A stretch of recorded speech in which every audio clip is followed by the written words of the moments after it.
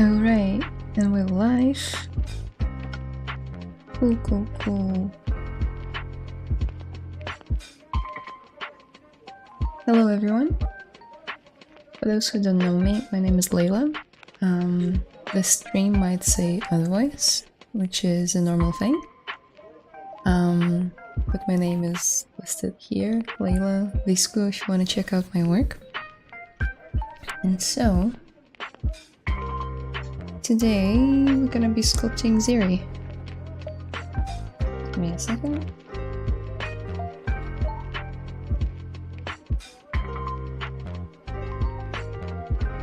Yep, cool. Now it's all set up. Ziri, one of the champions from League of Legends. I mentioned in the previous stream that I started her off stream as a passion project of mine after watching Arcane, and I really wanted to finish it, but due to so many projects going on right now in my life, I don't get enough time to work on her, so I was thinking we could do it together. Please let me know if you can hear me well. How's the music? Can you hear the music?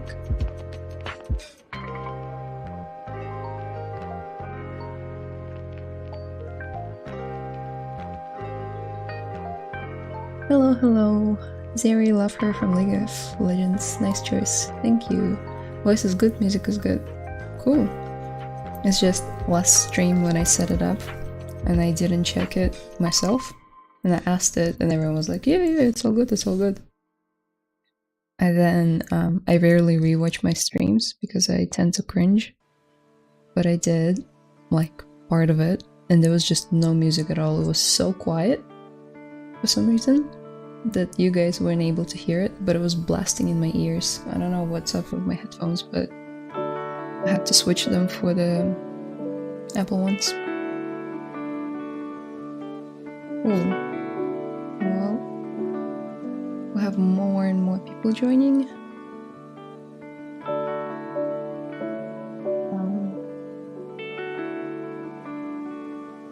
Let me quickly see if I can update the title.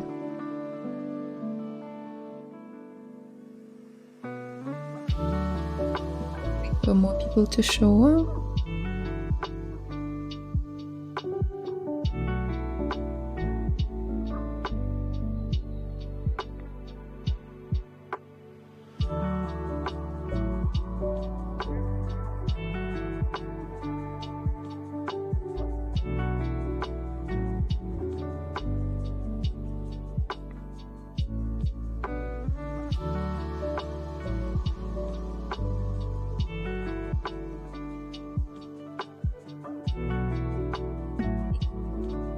Let's get started. Well, fair enough, I had the same problem, but in reverse, you could hear the music on mine, but not my voice. It was quite unfortunate. Yeah, I guess I'd prefer it the other way around.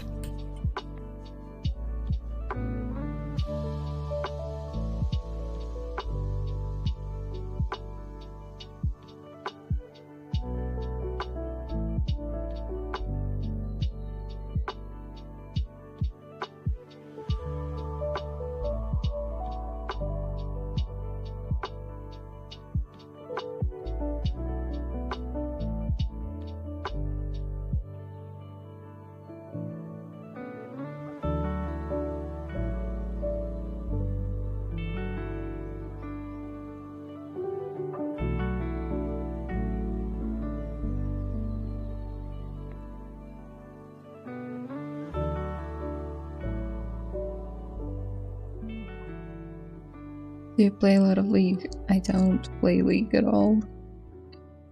That's the thing. I just got so inspired by the Arcane show to learn about all the characters that I just started like reading on their backstories and like asking my partner who plays League about them. And I started making predictions who might show up in the second season of Arcane. And Zeri seemed like a cool choice. I really like her design as well.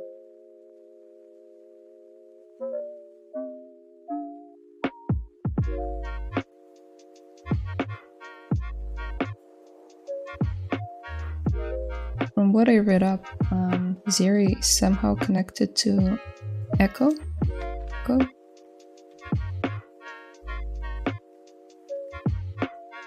So some people speculate that she might appear in the second season. By the way, have you guys watched Arcane? Did you like it?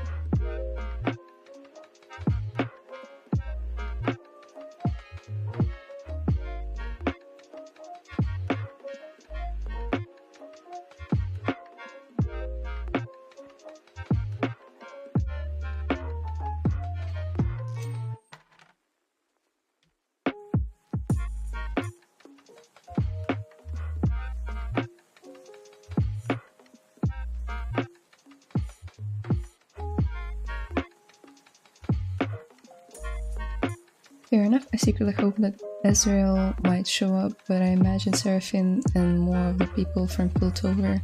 But yes, Echo's design for Arcane was incredibly well done. I know, right? I think I know who Seraphine is. I've googled her champion before.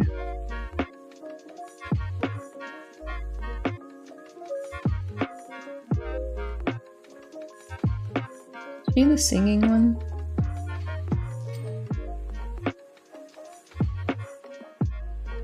Okay.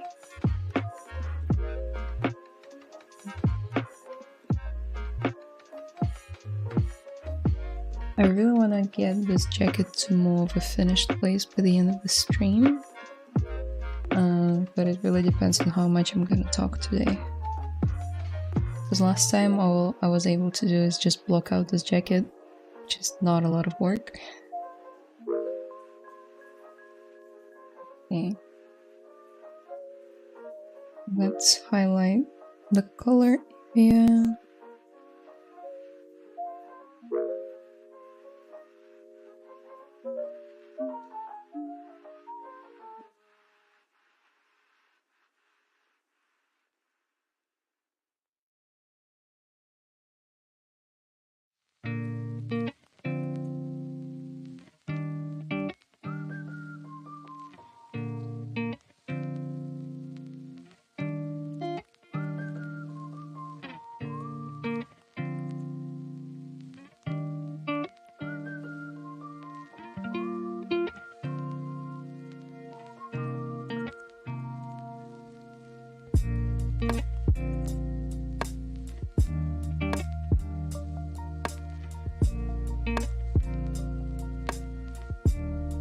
Wonderful work, Layla. Thank you so much. Yes, indeed. Yeah, true. Singing on. I hear there's a gadget called Sound Card. I don't know if it's correct. It's good for live streaming. When you talk, the device set the music volume down automatically. Ooh, that could be cool.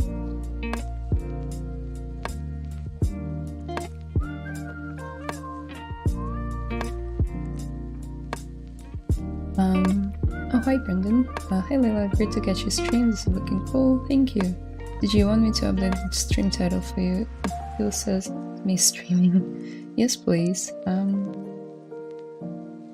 I tried to get in touch with Ian, but if you could do that, that would be amazing.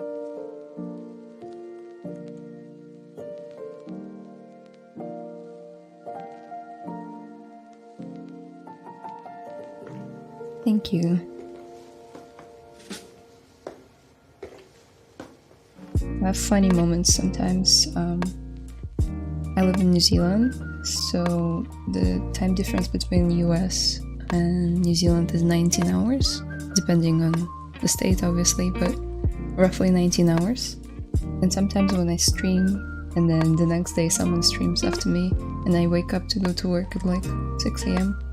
and I'm woken up by like a few notifications and one of them is like, Layla Viscu, streaming now on YouTube. I'm like, what? Wait a second. my woken up brain just cannot comprehend what's going on at the moment.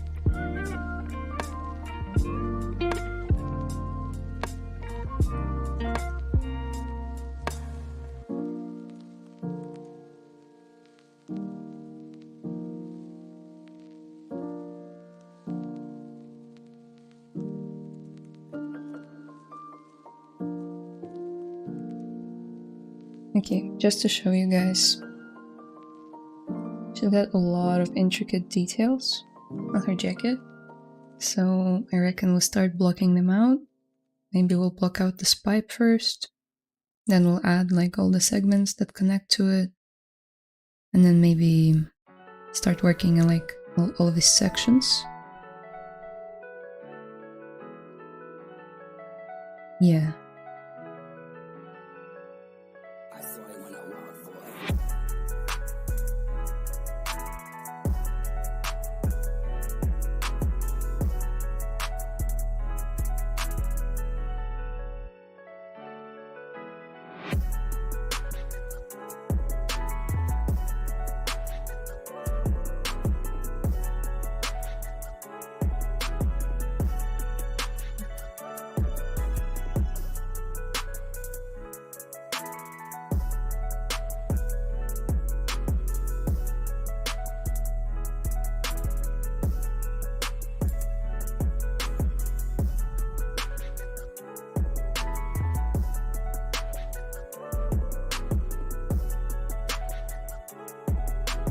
Updated for you. Anyone watching, if you refresh, will change. Thank you so much. Hi, how you doing? I'm doing great, thank you.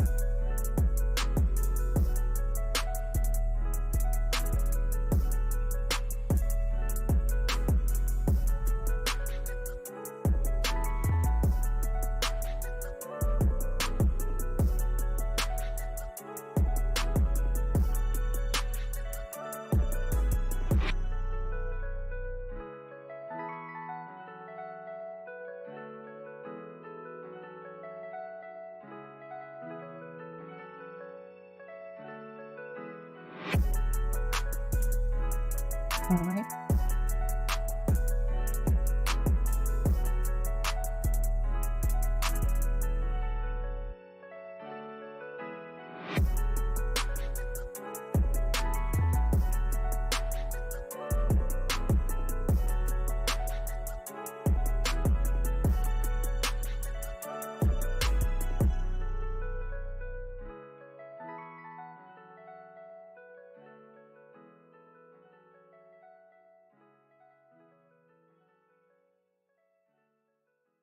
Okay.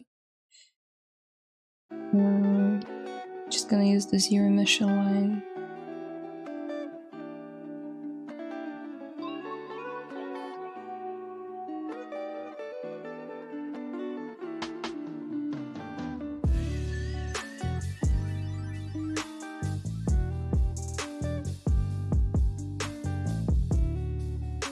The model looks so good. Do you work the cloth on single-sided mesh? Let me get back to you in a second. 1 second to move this line. Yeah. Clothing at the moment is just one-sided.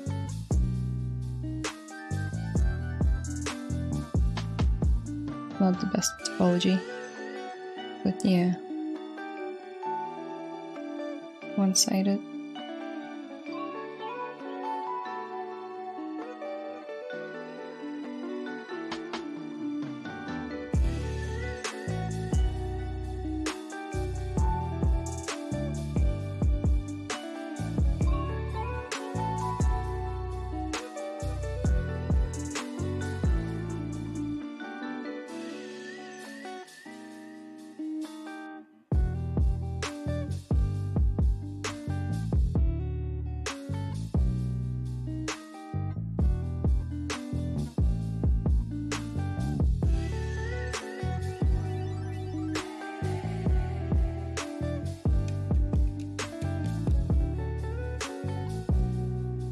Oh, great. Good thing I saved. Make sure you guys save often. Hi, Miss Viscu. Have a nice mod session. By the way, nice Siri model so far. Thank you.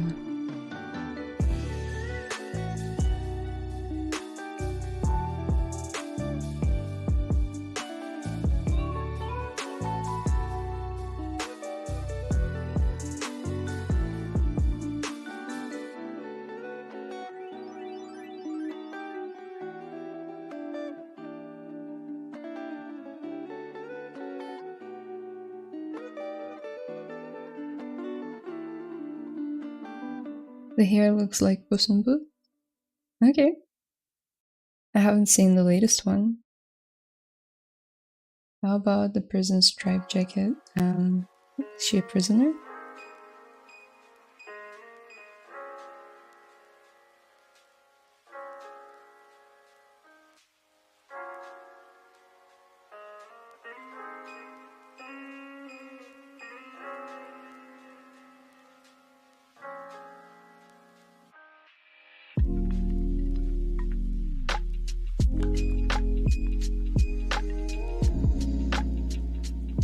Okay, let's do it again.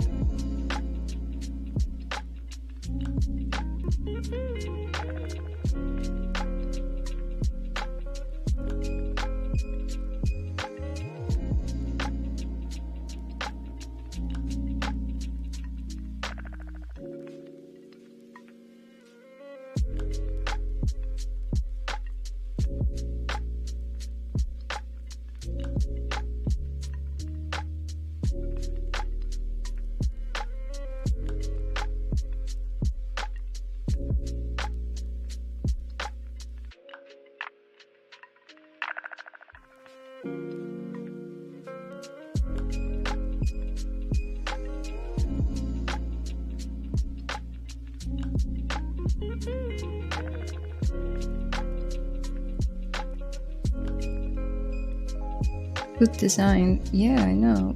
It wasn't done by me, but I wish I could do a design like that. I'm not sure who painted the original concept. But yeah, really cool design.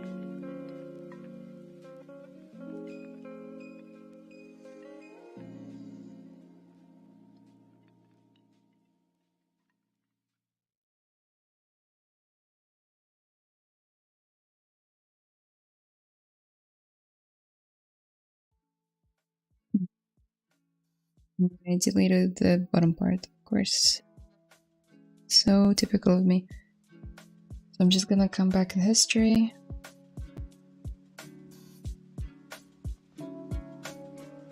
Now we have two separate meshes. Oh.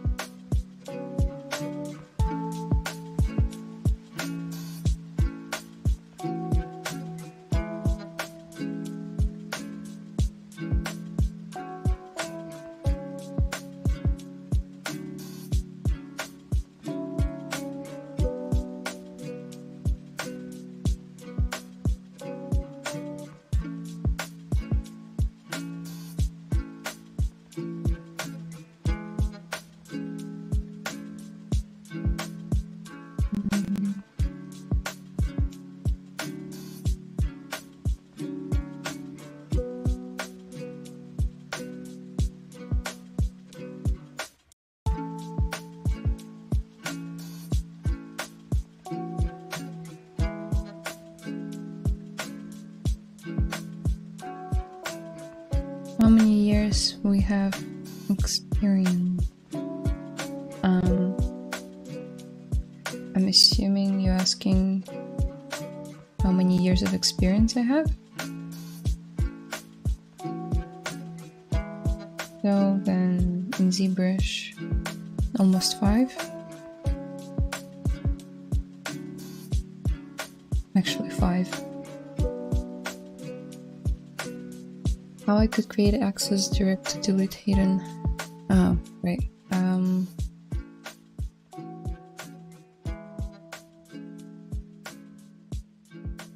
I think it's in geometry, modified topology. What is it? Okay, there's something up with my tablet. Okay. Yep, delete hidden and modify topology. Then you can just drag it to your custom menu.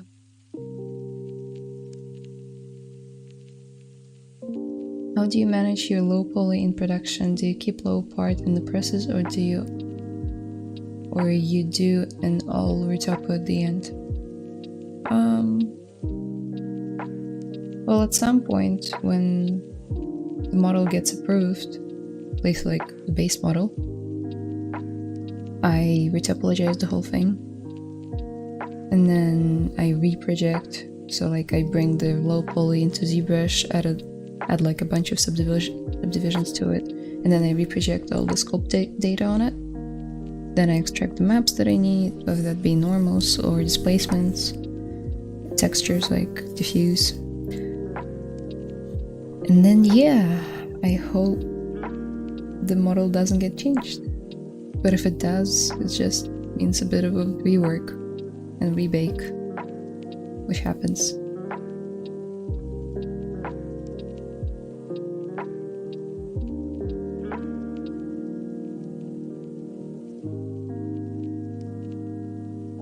Thank you.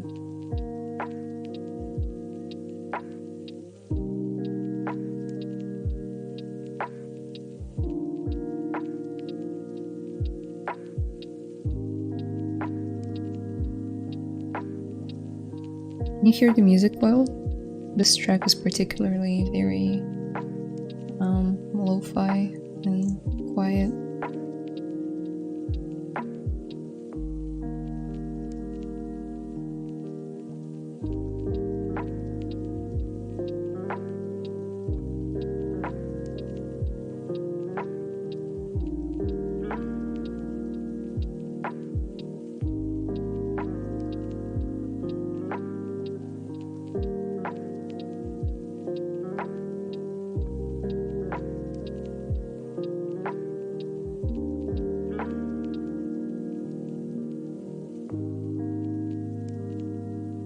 Right, I think I'm gonna quickly go through and add the subdivisions of like the edges that I don't need, and it might seem a bit boring, and it is, but it will simplify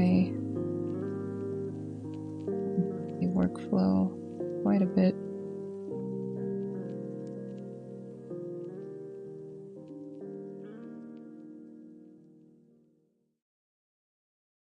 I don't really like working with high poly meshes like these if they're like unnecessarily high poly, when it doesn't make sense for it to be, like here for instance.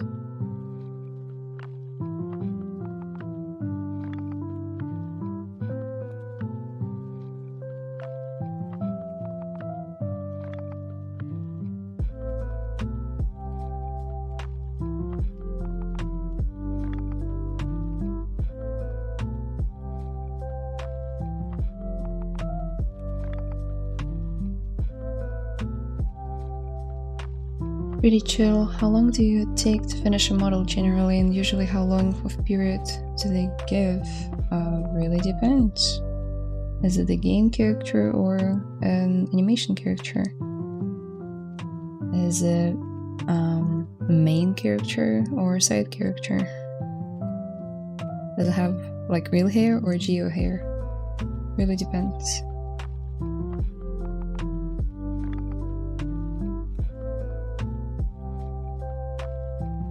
For a stylized main character, from like first exploration to the final model, it can take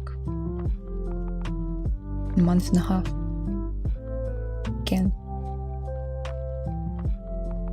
not because the art is being slow, but mainly because of amount of revisions that are gonna happen with the main character.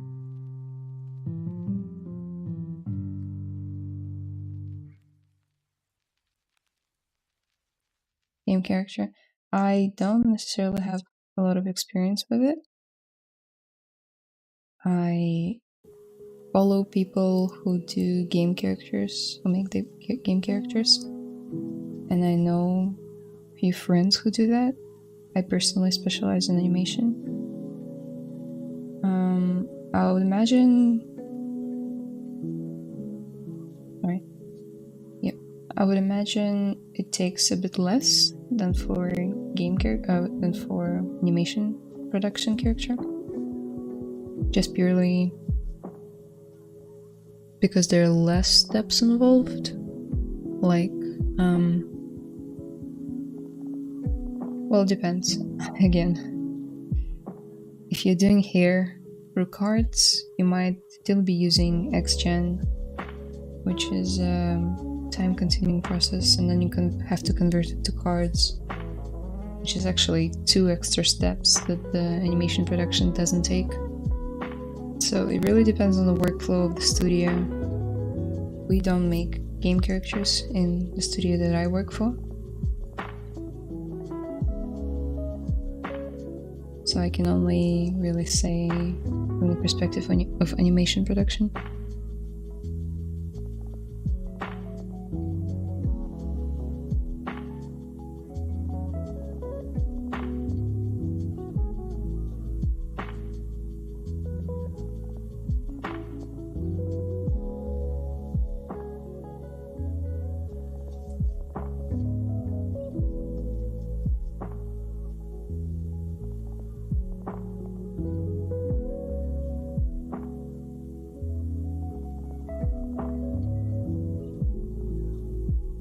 Alright, so this is more of a low poly I would like to work with.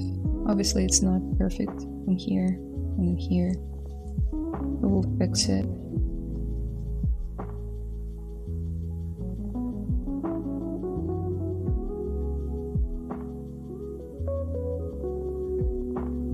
Oh, then how long is animation character? If I were to make her for production and she was main or like a somewhat important character that will have a lot of screen time, yeah, a month seems fine. Like the base sculpt can be done in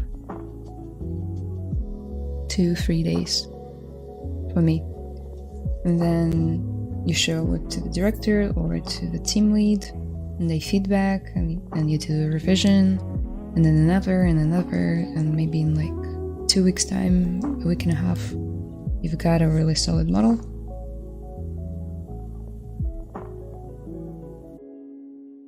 Also, it depends if you work directly with the client or the agency, or you work for the company itself.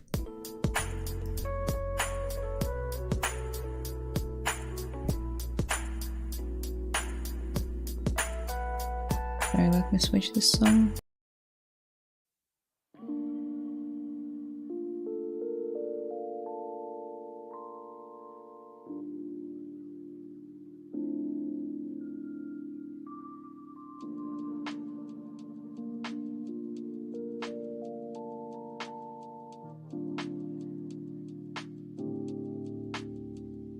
When you said reproject, do you talk about baking? Because I'm a bit confused on reprojecting in ZBrush. It will baked at the end. It will bake at the end. No, by reprojection I meant this thing. So let's say I got the sculpt done and I'm happy with it.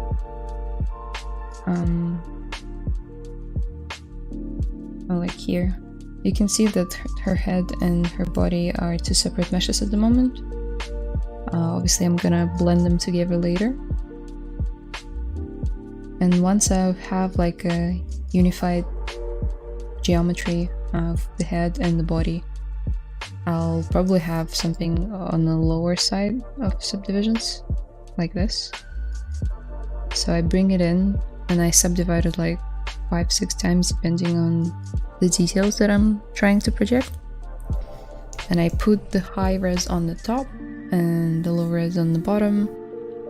I go to the bottom subtool, being this one, go all the way up to like highest subdivision mesh, and I hit project, and all the subtools on top will project their details on the subtools on the bottom, what's up with my tongue? On the bottom. And you also have options to project color if you want. That's what I mean by... Oh, shit. Concept is not by Christina Gomez, by the way. I forgot to take it down. This thing was from the previous stream.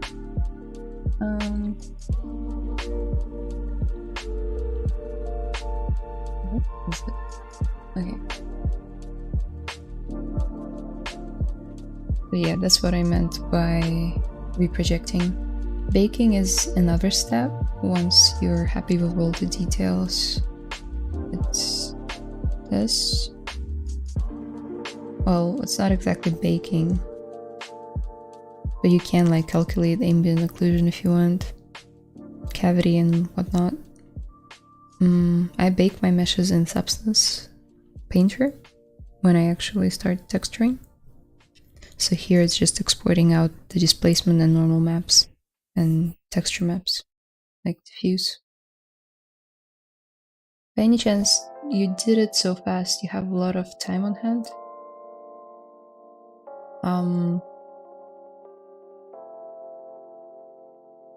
Well, it's not like you do it super fast and then boom, perfect, done.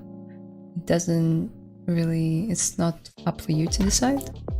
It's up for your team lead, for the creative director, for anyone higher up. So no matter how fast you'll complete it, there's still gonna be revisions, and if you have more time on hand, you just jump onto the next character. So there's really no time to waste.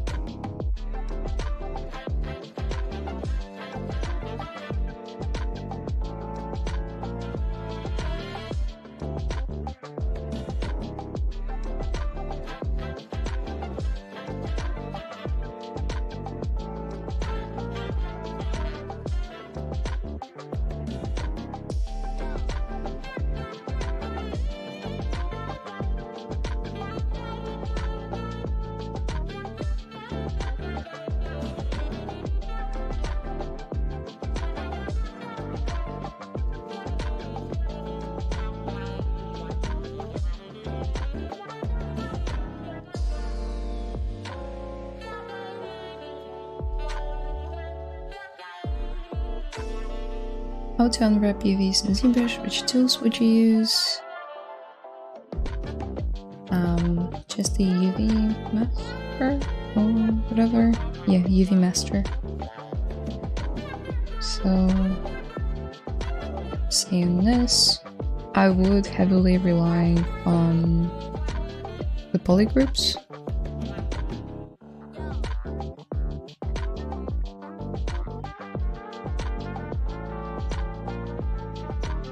So you've got this base mesh that you wanna unwrap. I think it doesn't want to work with the divisions, so just for the sake of explaining, I'll get rid of them. You can work on clone as well, but it's a whole nother thing. So you can just go ahead and say unwrap. If your mesh is symmetrical, hit symmetry. But I would also hit polygroups in my case. So you're telling ZBrush to respect the polygroups and basically treat them as separate UV islands.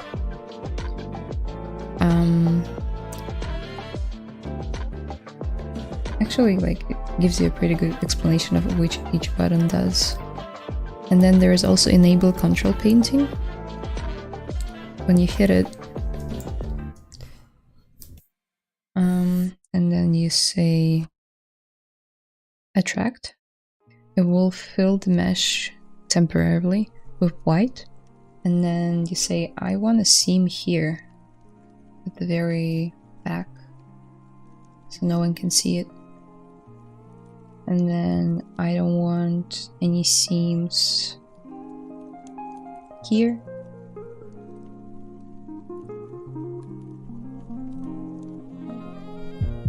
Or here. Or here.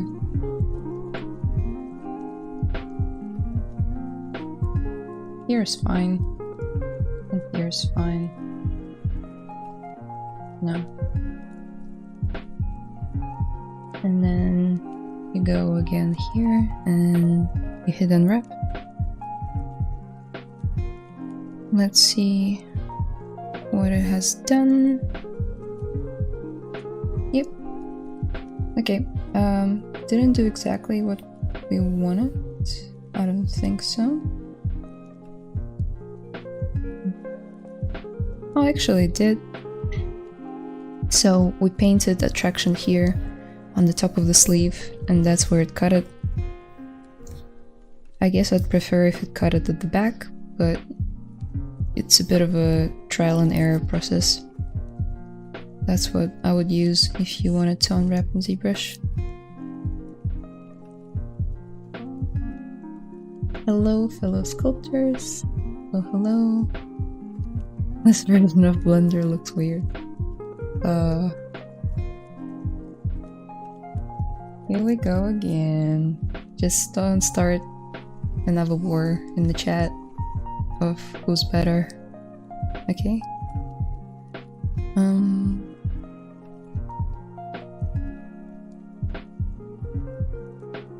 Okay, I just noticed that her tube on her jacket is asymmetrical. Quite asymmetrical.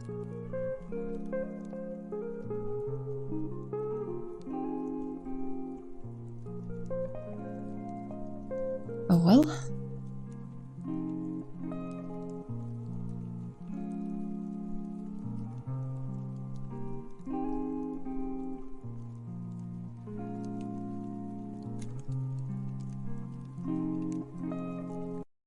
Thanks a lot. You're welcome.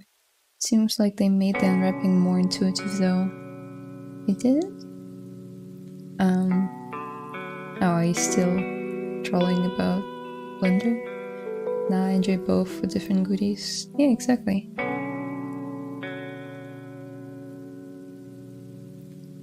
Make the best of both worlds.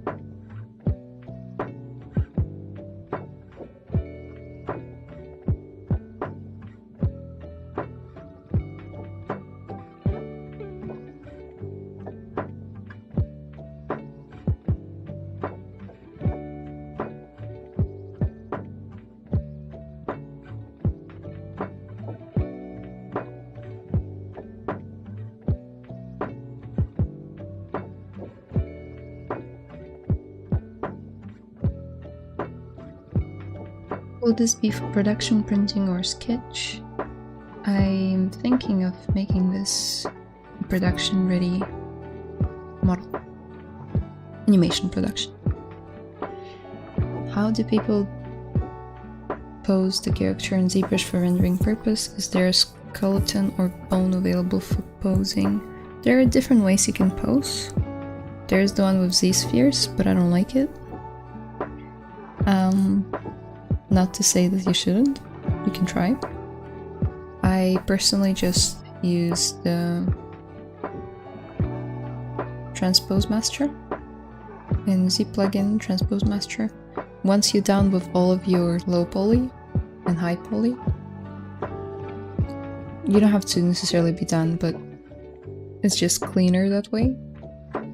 You've got all of your low poly ready, they have high poly data on them, meaning levels. You just hit T-pose mesh and it will take all the lower subdivision meshes from your subtool menu. So all of these, and it will put it in the same geometry. Just don't want it to, I mean, I guess I can. I'm just gonna save real quick so nothing happens. Okay, T-pose mesh.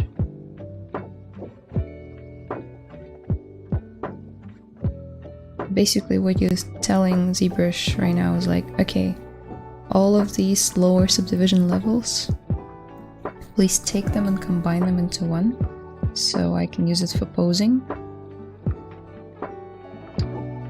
And this is my T-pose mesh now. Now what you can do is take your transpose tool, mask out certain parts of the object you need. Say I need this one as well. Okay.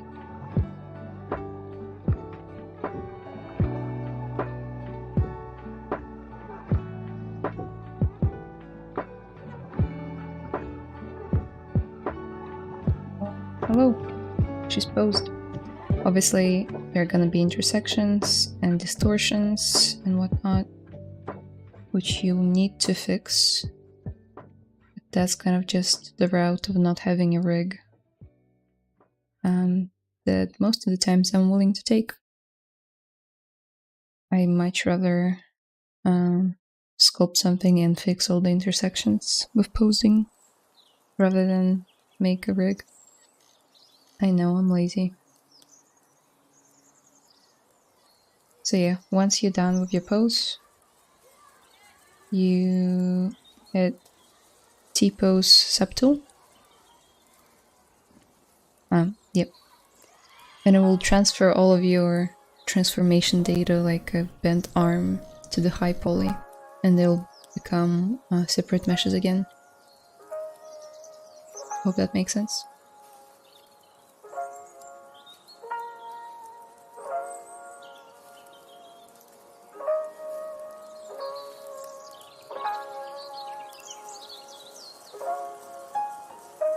Okay.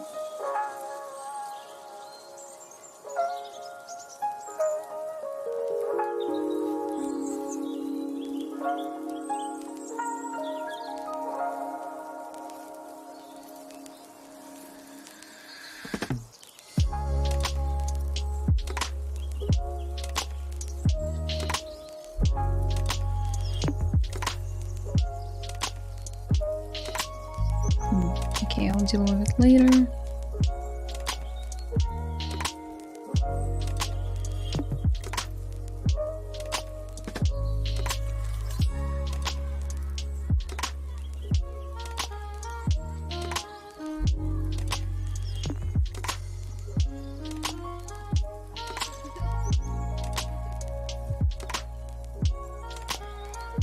Thank you, you're like a lifesaver.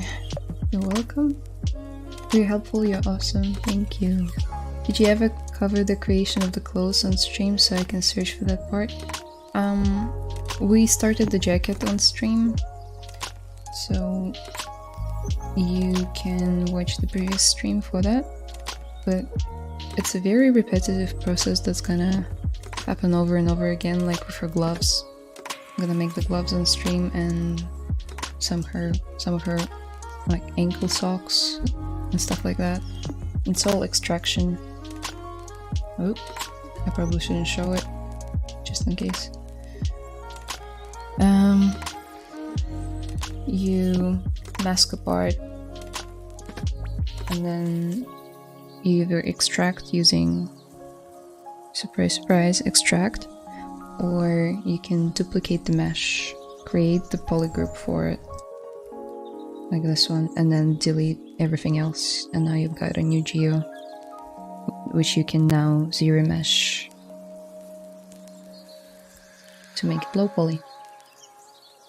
That's how I made the top, that's how I made the pants. This part was a bit trickier with this leg, but there'll be more tricky stuff on stream, like she has a cut in her pants right around here, which I don't know yet how I'm gonna do, but we'll figure something out.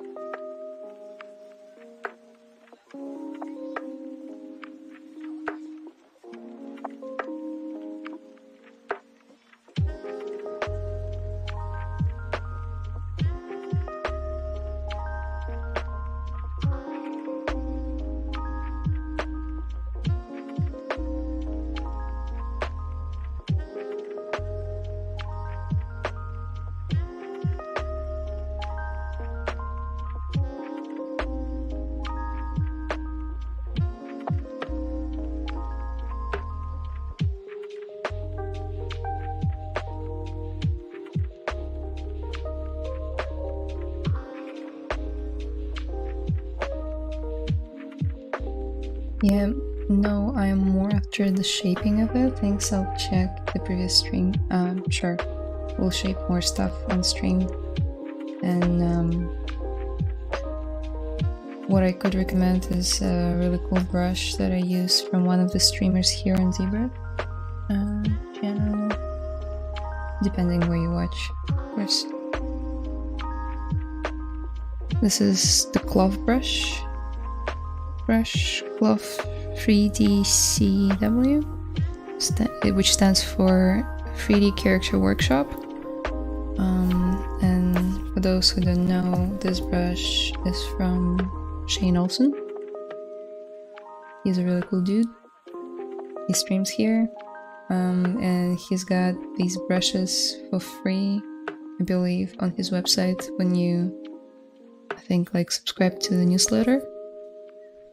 They're really helpful. I have a few of them saved, like cloth and detail and insert primitives. Really, really cool brushes. This one in particular creates stylized folds. So you like subdivide it a few times.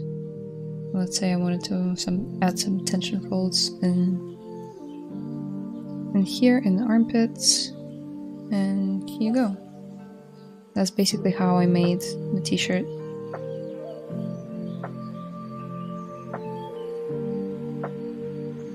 I don't think I'm gonna keep it, but just to show you the idea behind it. Your sound is so relaxing. Thank you. I mean the voice, or can you like hear the music?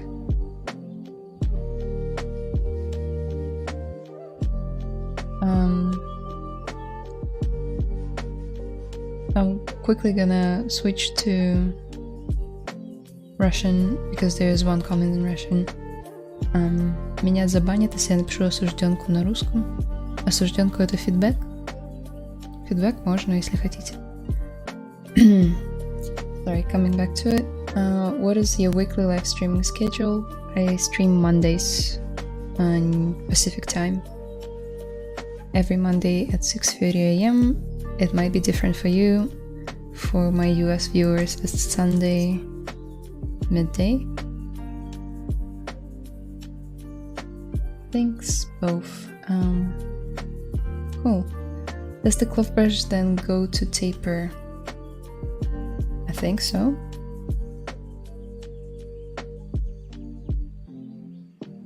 well, it fades out. I don't think it's necessarily taper. Fades out.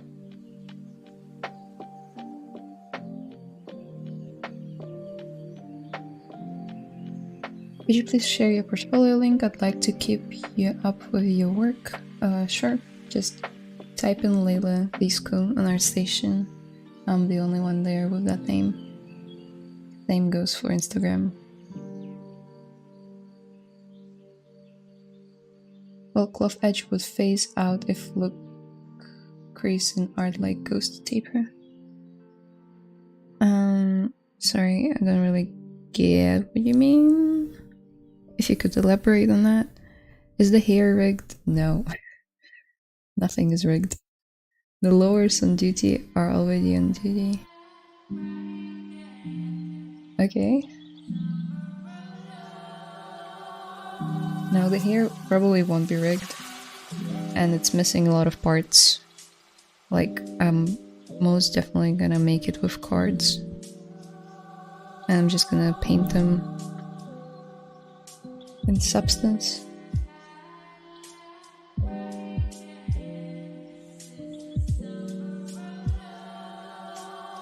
Look on ArtStation. Start to explain the taper. Sorry, I don't quite get what you mean. I'm not gonna go on ArtStation now.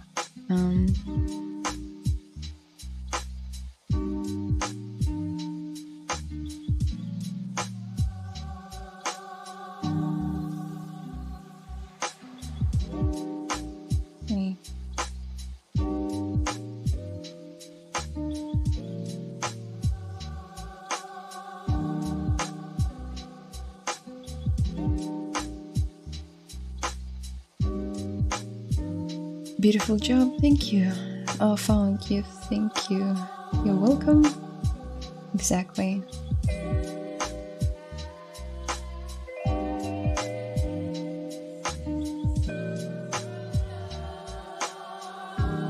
Like when something phases out, fabric degrades and... Sorry, what? I mean decrease in width, casting taper. I mean causing taper. Sorry, it's really hard to read.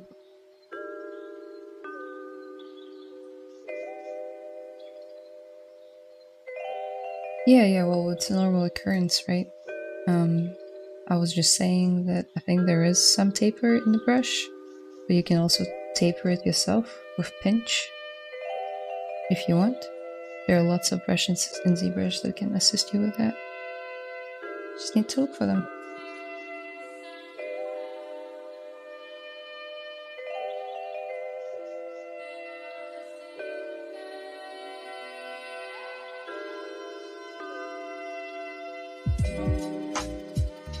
Okay, I'll try again. Causing tape.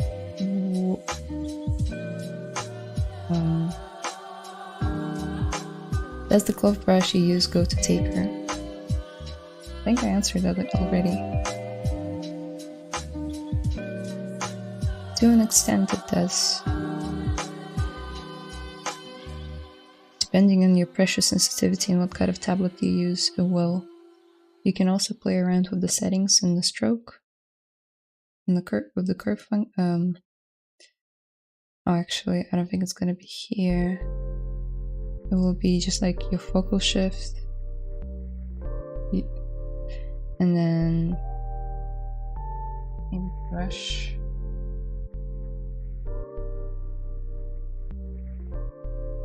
curve with pen. Yeah, just playing around with. Oh, you see, it kind of tapers. But I don't exactly understand what kind of effect you're trying to achieve, so just get it for yourself and try playing around with it. I just have a lot of stuff to do.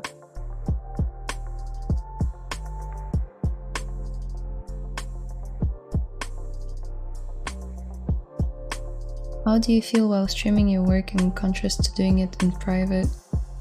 I don't mind either. It's definitely way more chatty. I don't usually talk to myself when I'm alone. But it's more fun. I like answering you guys' questions. It seems to on the shirt sometime when you taper low that effect trying to achieve. Yeah, well, I use the same brush on the shirt as well.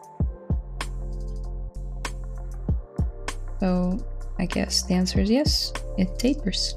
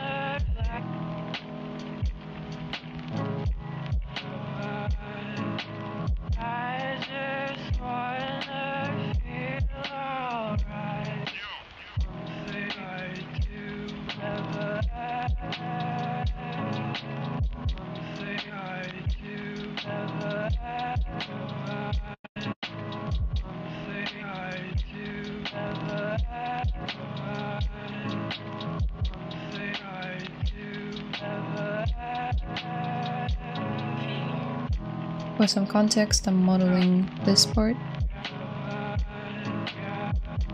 this mechanism.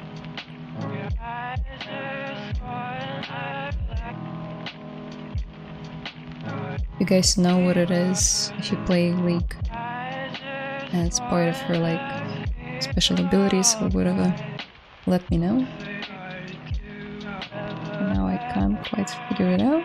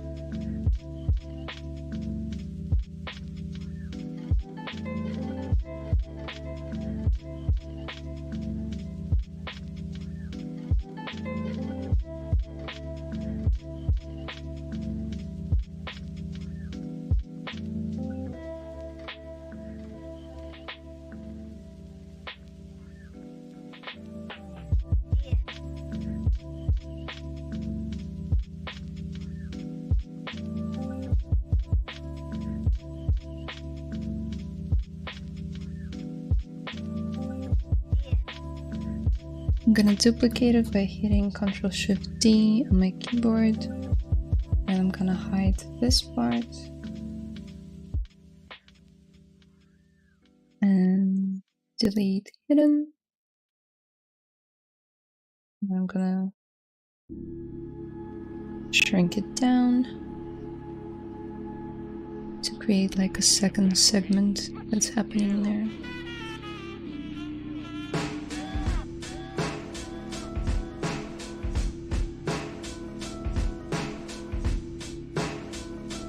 Okay.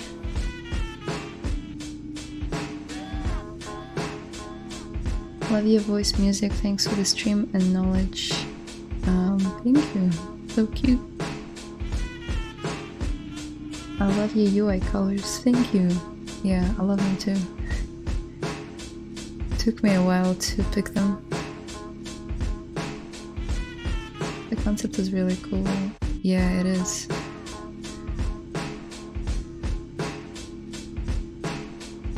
It definitely went through a few revisions to get to this level, like any good work does.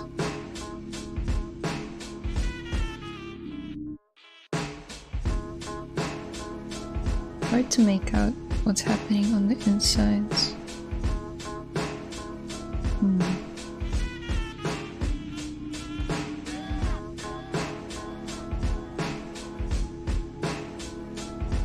Seems like there are some sort of bolt structures, which we're quickly gonna model.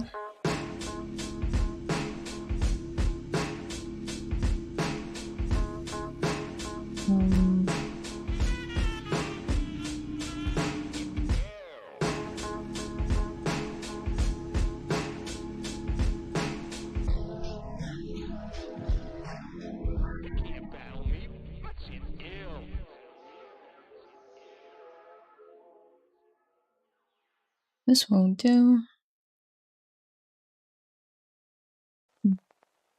Hi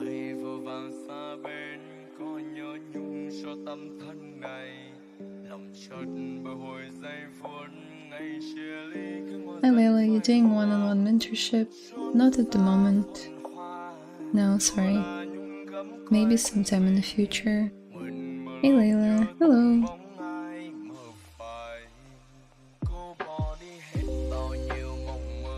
Sorry, my brain is just like thinking about how I would model it.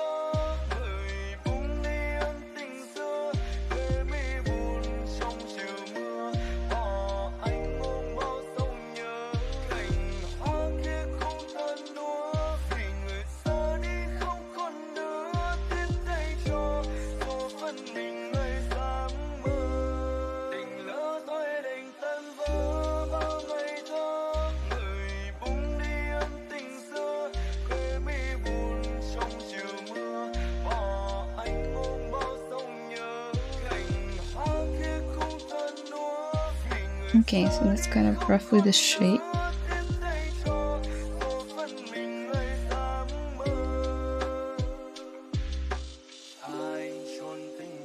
I'm gonna play this one real quick.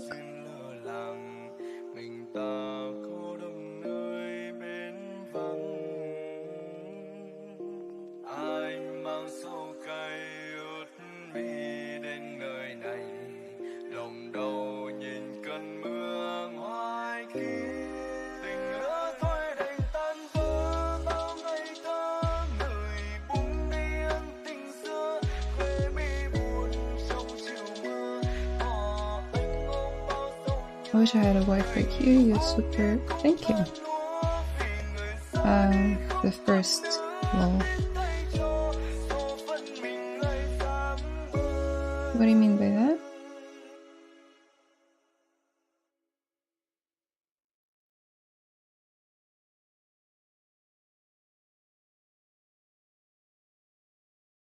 You don't care.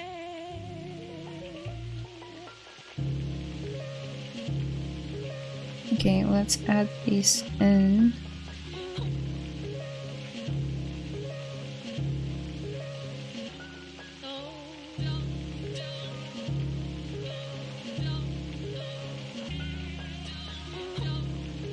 Actually, we could make like an insert mesh brush.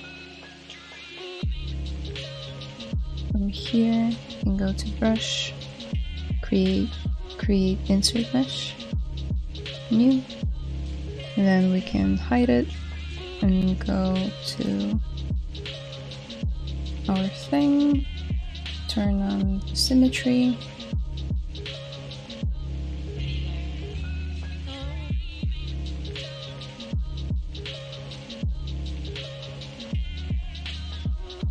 That's sort of what we need.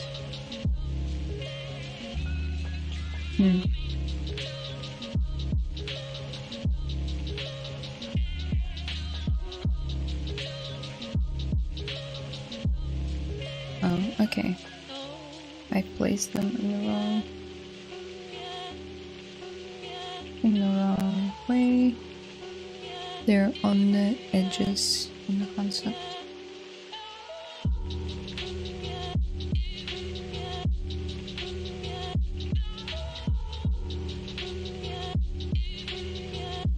I could have done it actually with the Y symmetry turned on as well, so let's do that.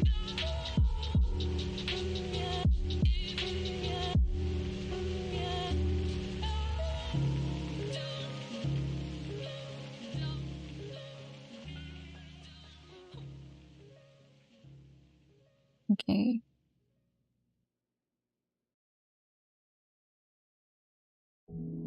Fill a block out so it's not 100% precise, but that's basically what we're making here. It's a bit hard to figure out what these things are, so I'm just gonna improvise.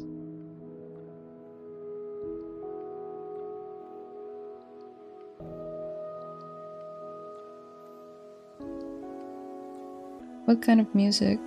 I just have lo-fi beats on Pretzel Rocks on shuffle. Pretzel Rocks is this cool website for digital creators where you can I think get some playlists for free. I'm not paying anything for it,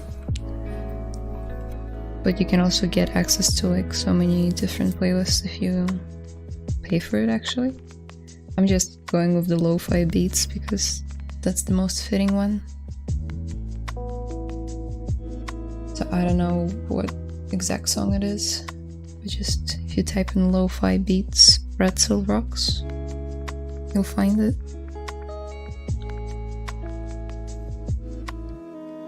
If you can show how you create your ears on characters. Oh, I could show it, but maybe another time, because today ears have been created already.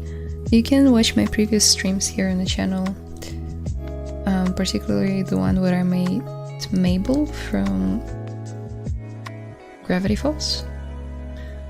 yeah, I made her ears from scratch, I believe, so you can check that video out. It was probably in the first stream of making her.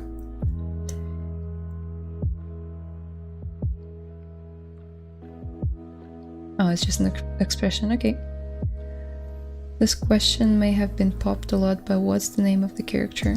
Oh, it hasn't, actually. It's Zeri. Zeri, she's one of the champions in League of Legends game and the universe. And I'm making her because I got really inspired last year by after watching Arcane. I was really late to it. I didn't get into it from the start when everyone was watching it. And then I decided to give it a go. And it was amazing. Keep up the good work, loving the stream, thank you. Just beats to stop losing mind while working. Out in the sunlight, noise of this window, okay.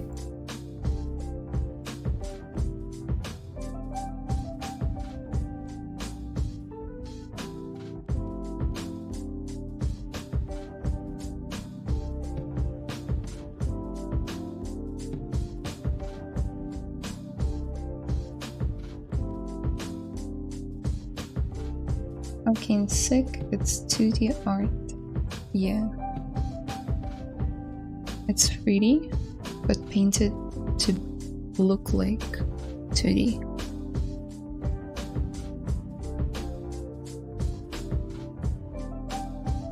I was shocked the photo 3D for Tish was a 2D art. Yeah. No, it was all done in 3D. Extrude out the border. Let's see how it goes.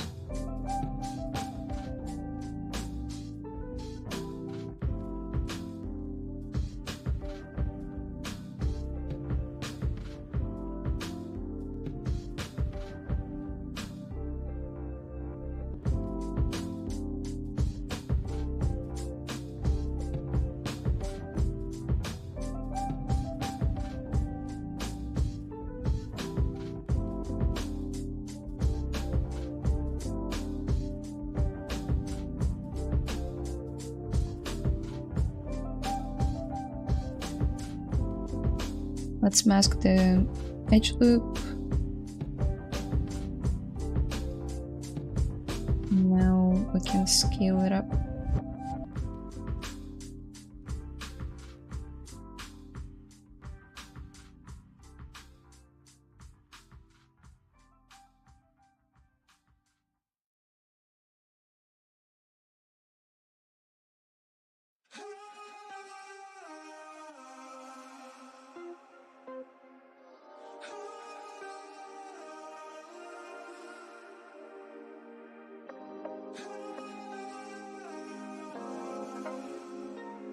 It's subdivided, I mean preview subdivisions, and it looks okay. There are some issues here.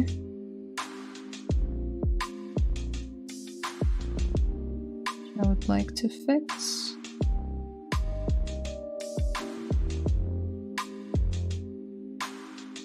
There was like some slight wobble in this line, which is now gone.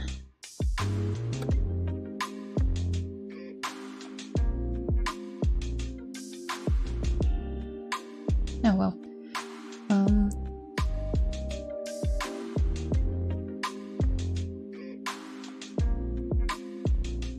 I was making up its 3D. Yep, I can confirm. Vertiche in collaboration with.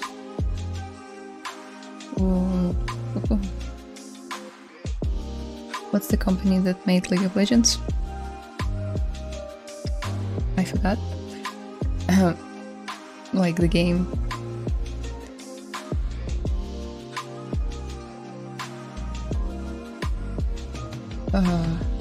Okay. Anyway, the Fortiche was the production company, and they used 3D models with 2D painted art style to create the show.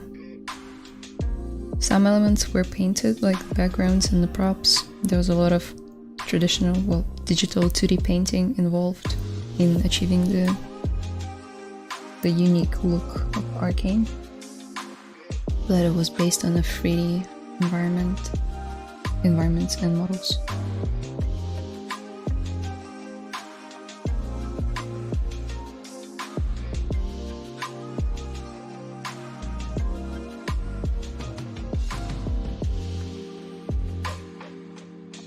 Riot Games, that's the one.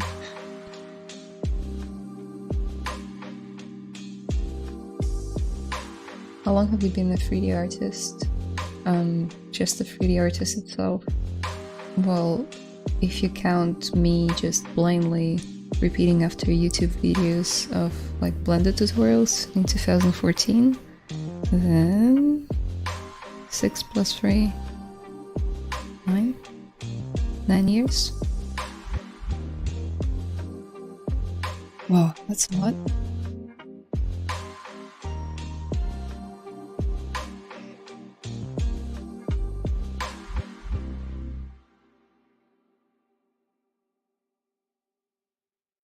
Ubisoft movie good as well.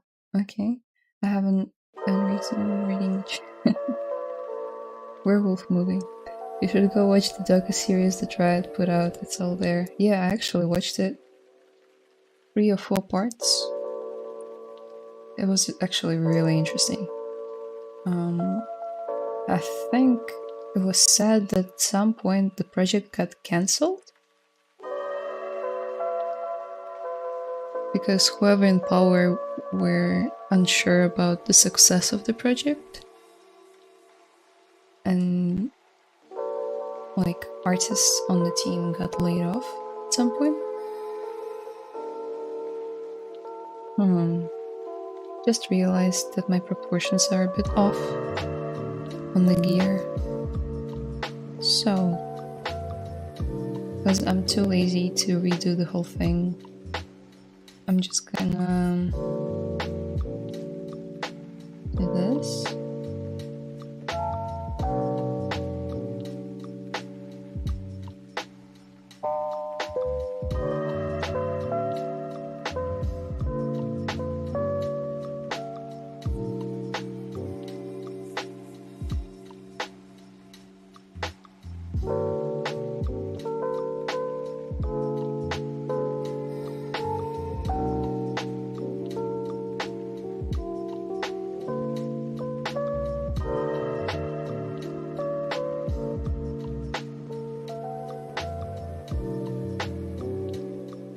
Now we're gonna shift this one to the middle again, mask it, and then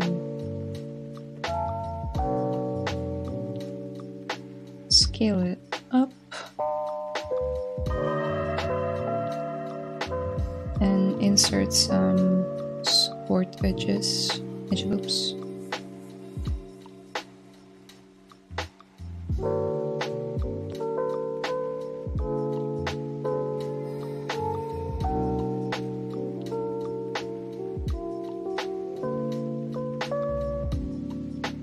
That's much better.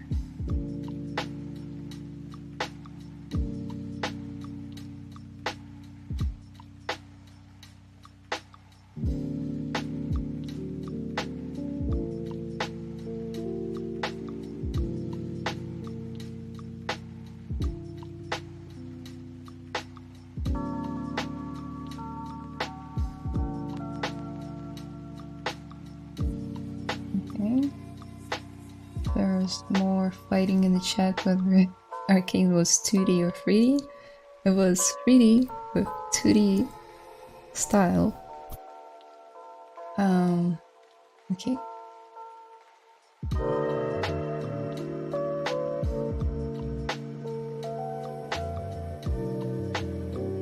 Hello, how are you? I'm good, thank you.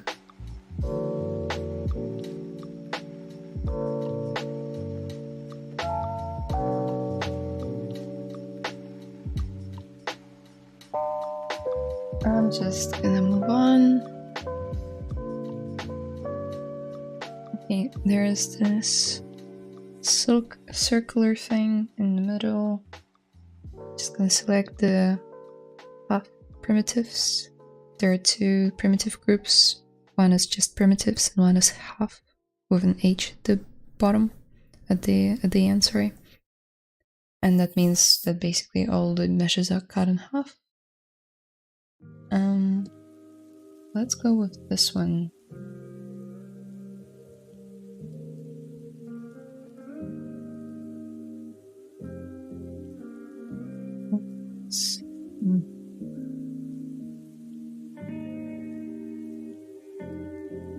Let's split it and let's save.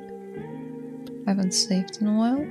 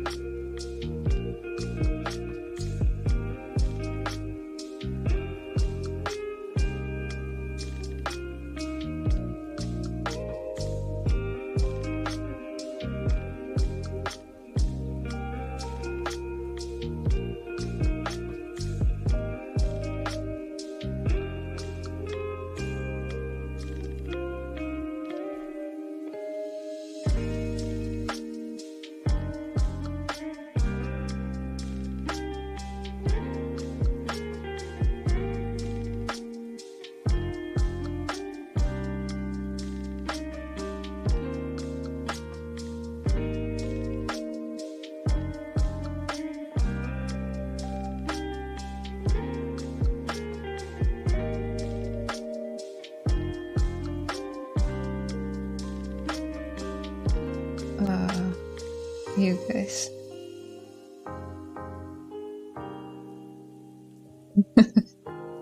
I don't know, dude. I think it was 5D actually.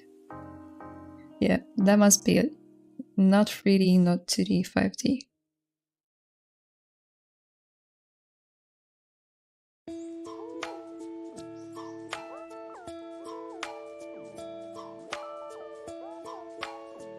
Why make such a big deal out of it, guys? Doesn't matter. In the end, we all know the truth.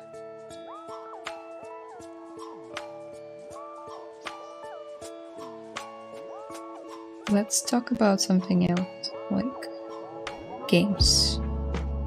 What are you guys playing right now?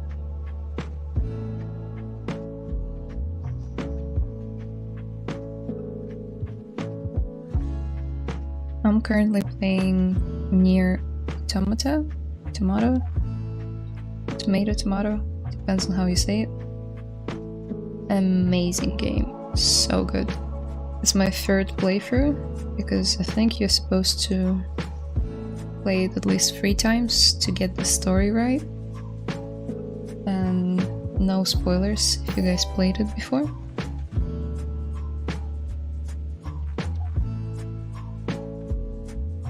Such a good game.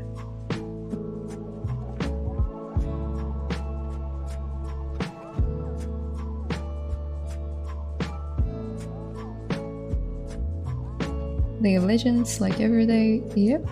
Dead Space. Cool. Hi-Fi Rush. Elden Ring. Ooh, tough one. Automata is great. Yeah. Oh, you should Google it. It's amazing. The storyline is just so rich, and yeah, just wow. I'm in love with the game.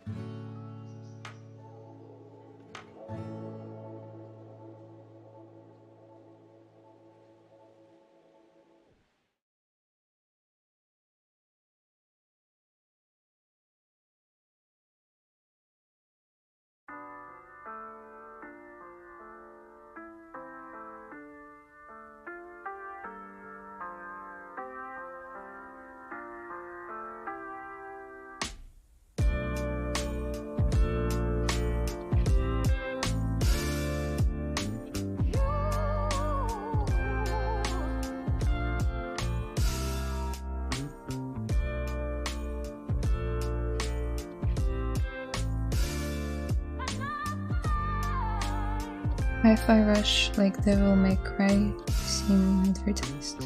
Dota.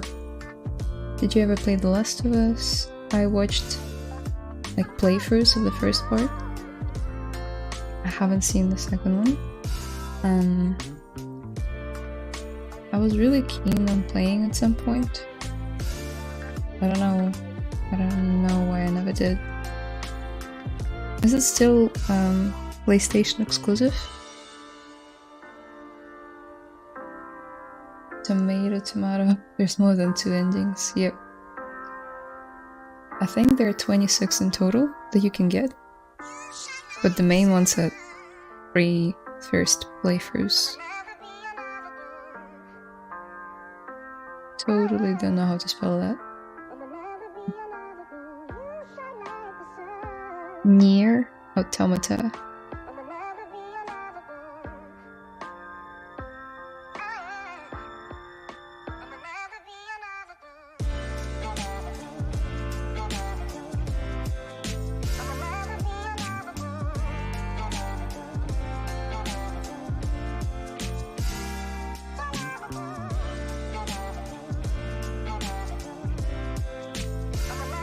I think that's the way you spell it.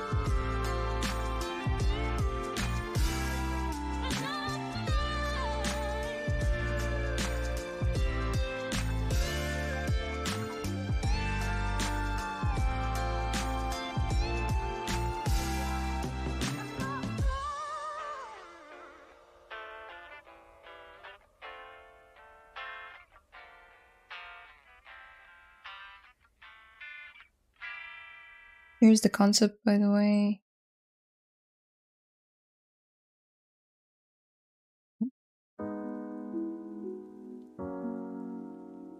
That's what we're modeling. Getting there slowly. I'm not really proficient at hard surface modeling. I'm more of a like organic modeling kind of gal.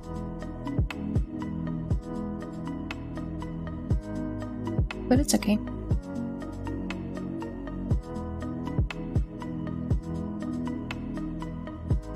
She arrived on her jacket, yep.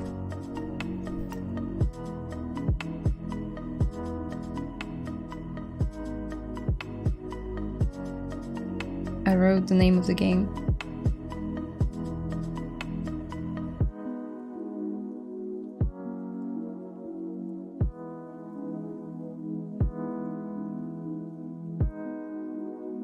I feel like her jacket is a bit wider in profile.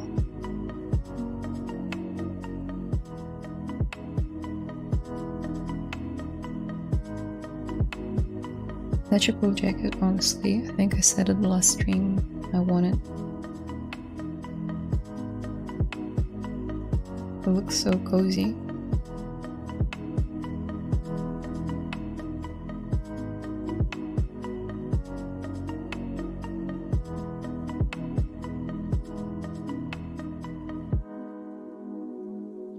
Okay, oof. It's such a mess.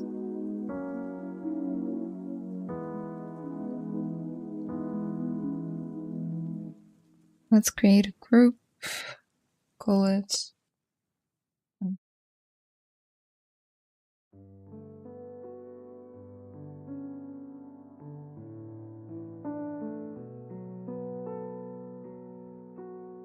back piece.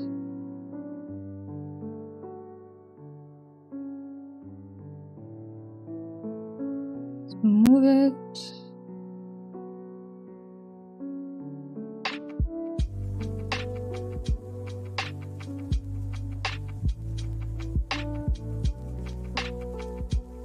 I can already see that there are some issues with these things.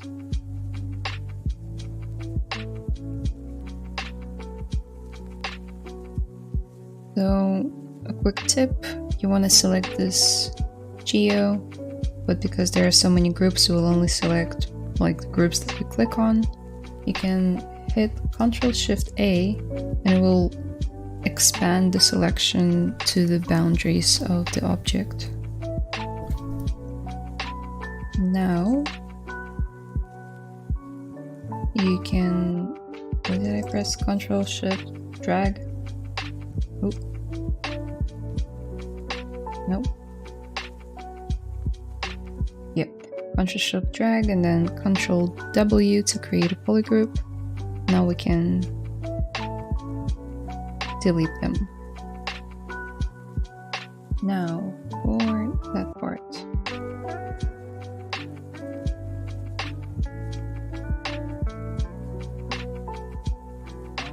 Let's duplicate it. And now let's mirror it on the y-axis.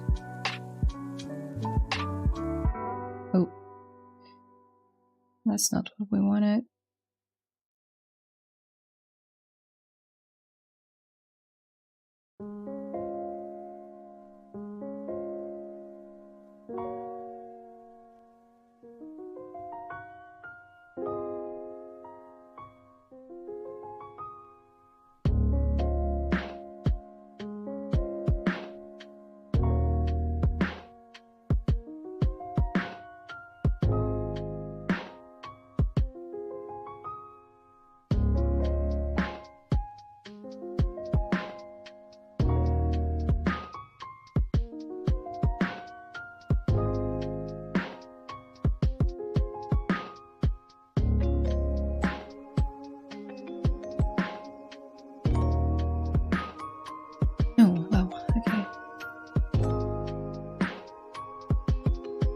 Why in 2023 ZBrush version the local symmetry is broken?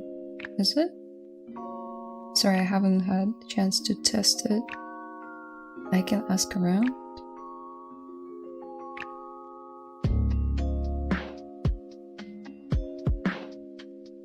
When load ZBrush, every time click off and click back loads the new user interface.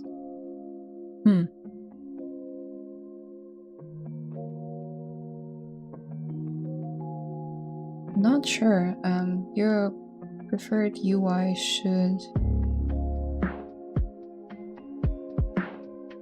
if you have like a custom one, you can store configuration. It will store it as a default, and then if you have one somewhere in the server or somewhere on your disk, you can just load it here. Shouldn't flick on and flick off.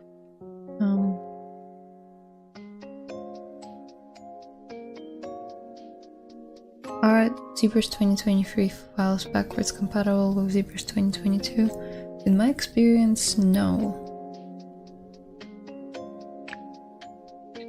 But I'm talking about 2021 to 2022. When I did that, 2022 files weren't compatible with the 2022 version, 2021 version, sorry.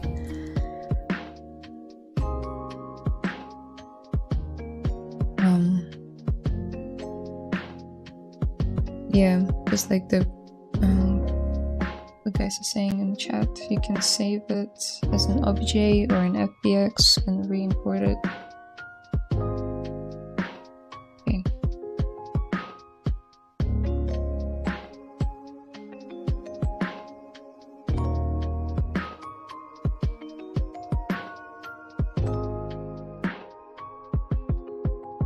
So there's like a vent structure in this black piece that I'm not sure how I'm gonna make. So let's suffer together.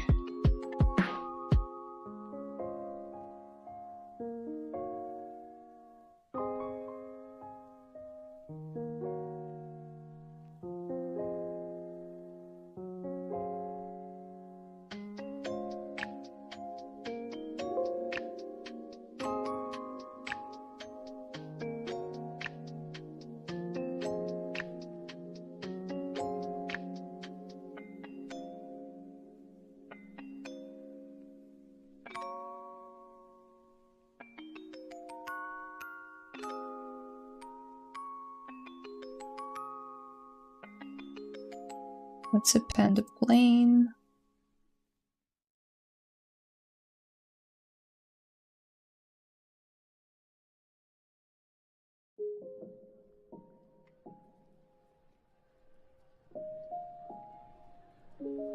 Reconstruct it a few times. This should do.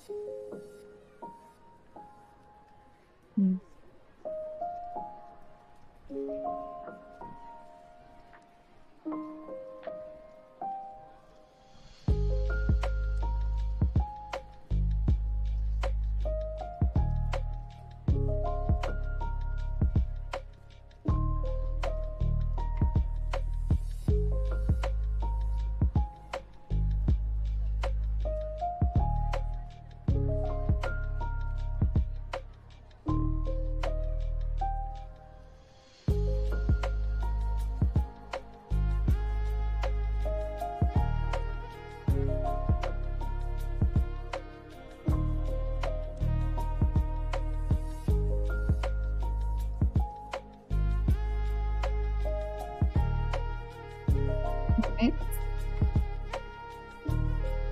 Now let's grab a circle. Let me quickly count how many there are. Okay, so there are 8 of them.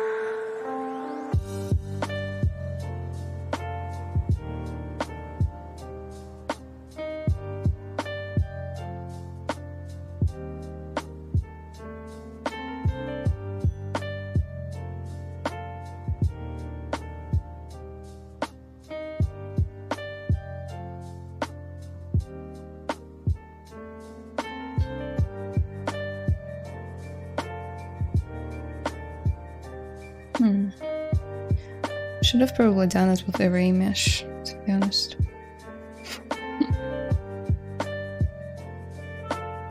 Yeah. Okay. Well, let's see where it takes us.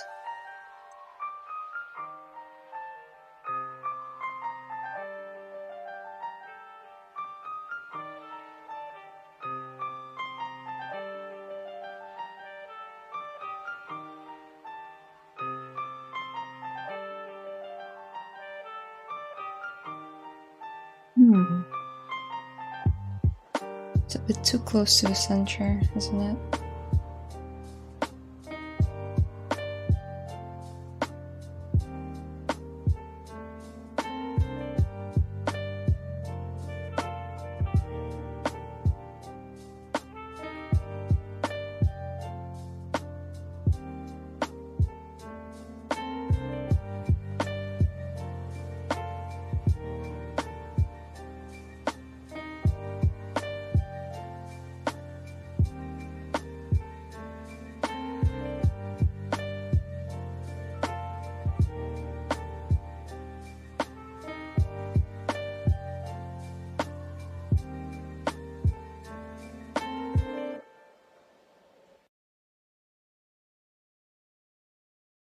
Yep, definitely should have done it with a ray mesh.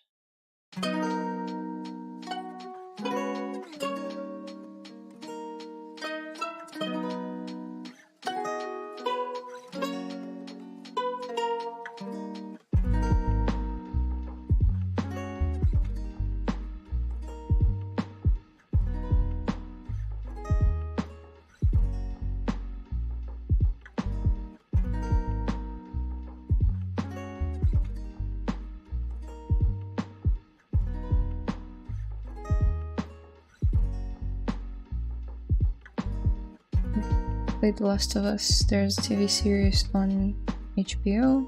Yeah, I've heard of that one. I've also heard some not really good things about it. Not about the show, about how people received the actress that plays Ellie. There was some like... Some people said that she wasn't, what did they think? She wasn't beautiful enough? Like, whatever. So some people who played the game were upset with how the actress looked like in the show. And to be honest, to judge how a child actor looks like is... it's a bit of a weird move on the side of the viewers.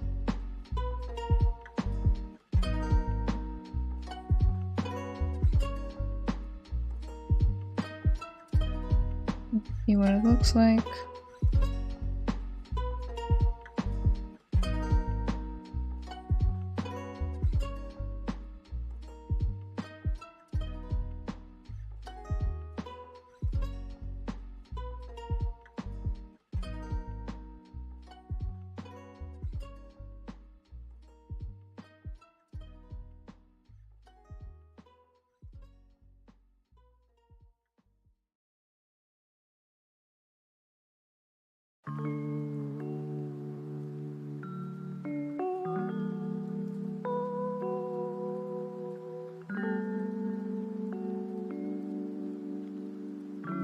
As great as Ellie, I wouldn't listen to him. Yeah, right? That's what matters. How good she, how well she is able to portray the character, not what she looks like. Most beautiful for the actress? Yep. Yeah. Millions of nerds hating on you for no reason.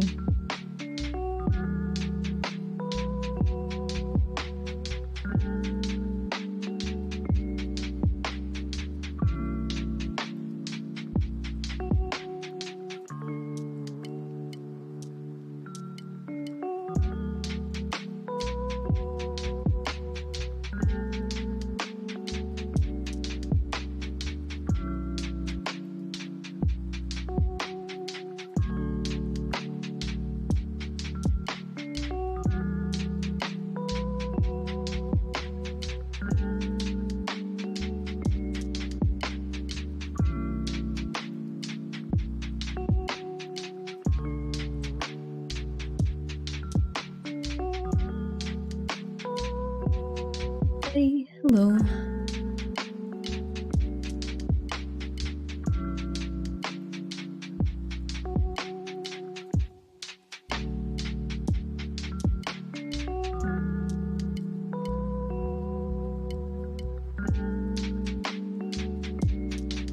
Okay.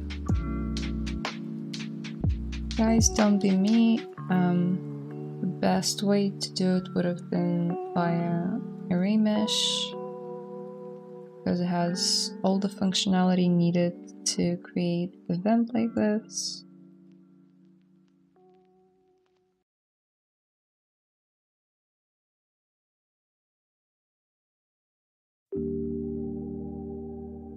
All right.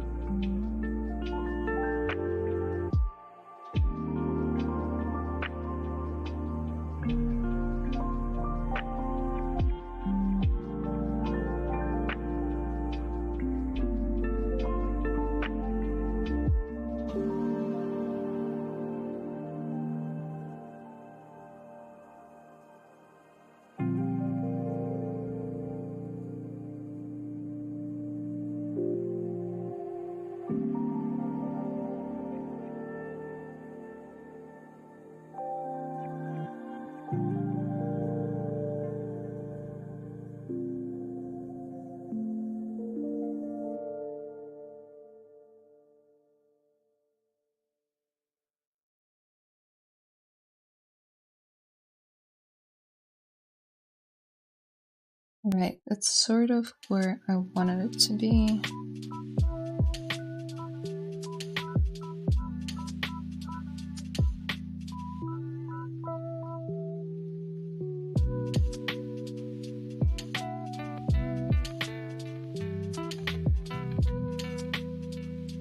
Hi everyone, hello. I'm late, but I joined the stream somehow. Oh, fantastic, thank you.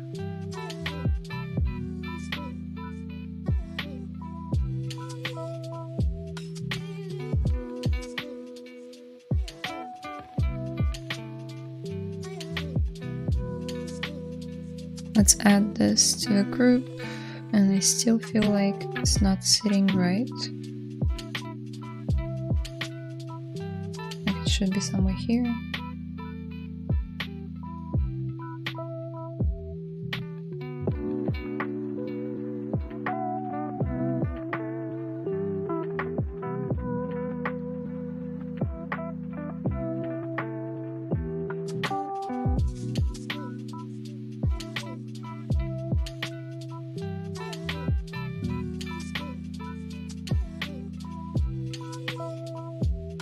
I'm not like advanced student, but I'm somehow a little bit midway, not intermediate.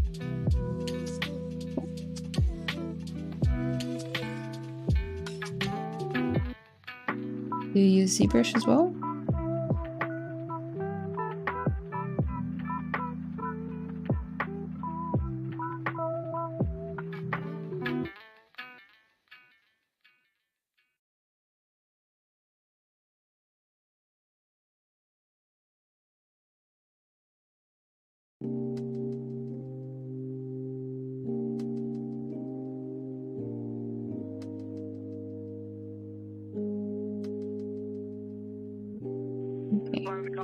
Proportions again. Before I get too black out or brown out or one of the browns.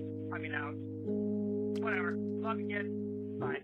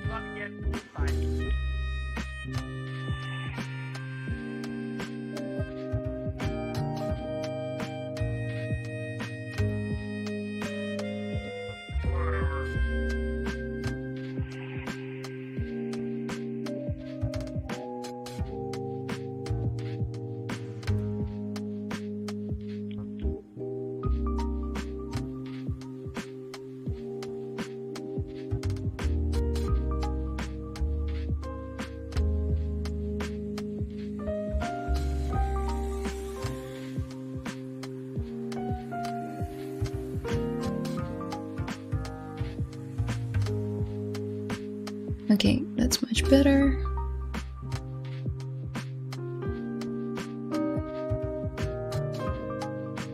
Sculpting way is so good and amazing, thank you. Yeah, but not pro like your basic newbie. That's alright. I've been there. Everyone in the chat has been there. There's time and place for everyone. I think I showed in one of the previous streams my first artwork, and it was shit.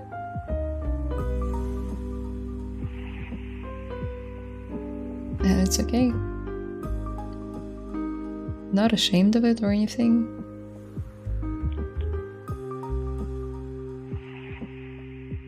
Just like, at times like these, when you're feeling down, remember that at some point you didn't know how to hold a spoon to eat. At some point someone had to teach you, your mom or your dad or your grandma, whatever. Are you ashamed now that you weren't able to eat at some point? Using a spoon? No, I'm not.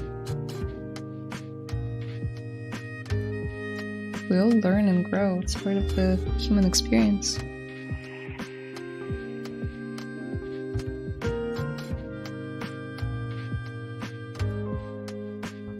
Great analogy, thank you.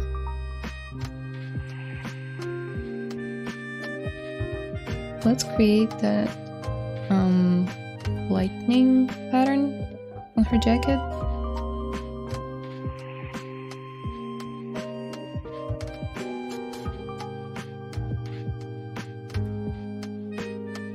Let's add some subdivision levels, as always. Turn off the symmetry. And let's start sketching out.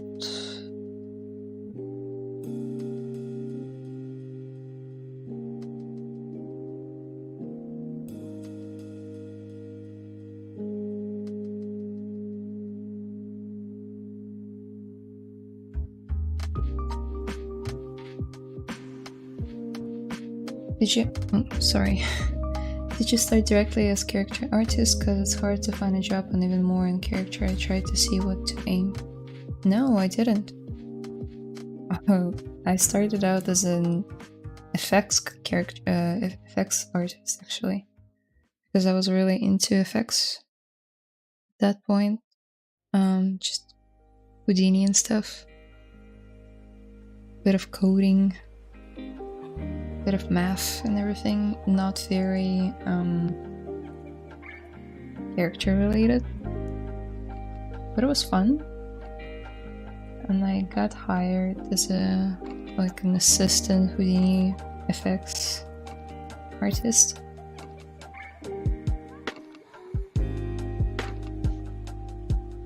And then I slowly transitioned into like more of a modeling side of things, like props and environments, and then I slowly transitioned into characters. It's okay to switch paths. If you realize that you enjoy doing something else more than what you're doing right now, then it's just the beauty of it, of learning 3D. You can switch paths in the same industry if you want to.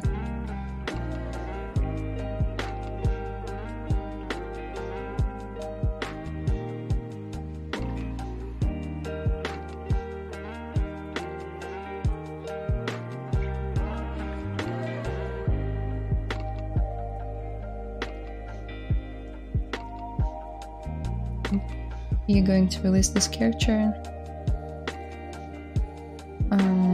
No, I'm learning.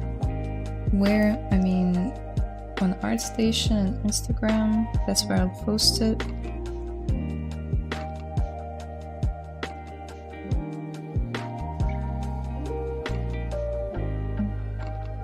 Aspiring here junior too. I like to think of it as growing pains. Yeah, for sure.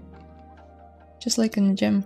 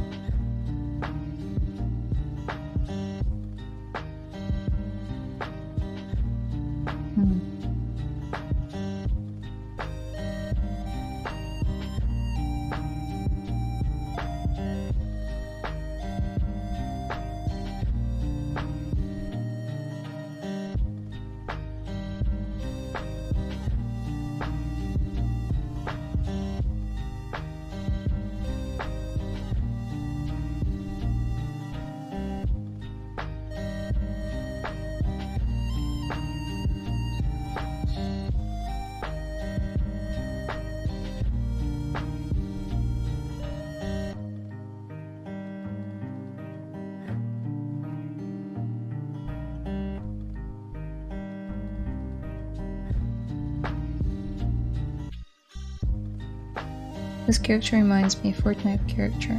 Is there any tips for becoming good at sculpting? Can you tips me? I see you look pro in sculpting, better be smooth. Thank you, first of all. Tips would be start, if it's your first ever character, start with something less ambitious. I get the feeling that when you're just starting out and you want to do characters, you tend to go for like the hardest, the coolest looking concept with lots of details. Don't do that. It will backfire and you will not be able to complete it because of the complexity of it all. You will most likely get overwhelmed. So start with something simpler, smaller. Maybe like an stylized animal, humanoid, or like a chibi character. Something simple. Then second of all, keep everything low, like subdivision wise. When you're just blocking out the character, keep it low. Do not add millions of polys straight away. It will get so much harder to manipulate and sculpt on your character.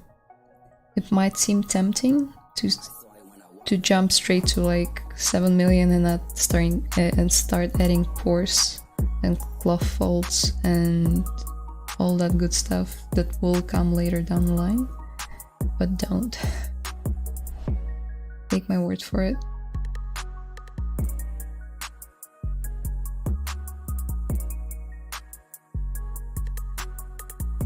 The first job was hard to find. It is. But you'll find it. Just keep on knocking on it. Keep on applying and knocking on the doors of different studios. Make sure that you have your CV ready and your art station is clean and it has at least like 2-3 very solid artworks that you're proud of and you think they're presentable and they're good quality.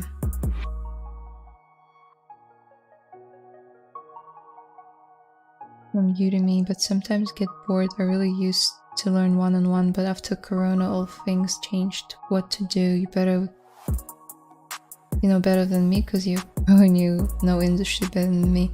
I'm not a pro, first of all. Second of all, one-on-one courses can be very beneficial, but they shouldn't be really put on such pedestal. Working just by yourself and asking friends for feedback or joining different communities like on ZBrush Central or different Facebook groups that also help with like growing as 3D artists can work just fine. Just do your best. Create stuff that you are passionate about.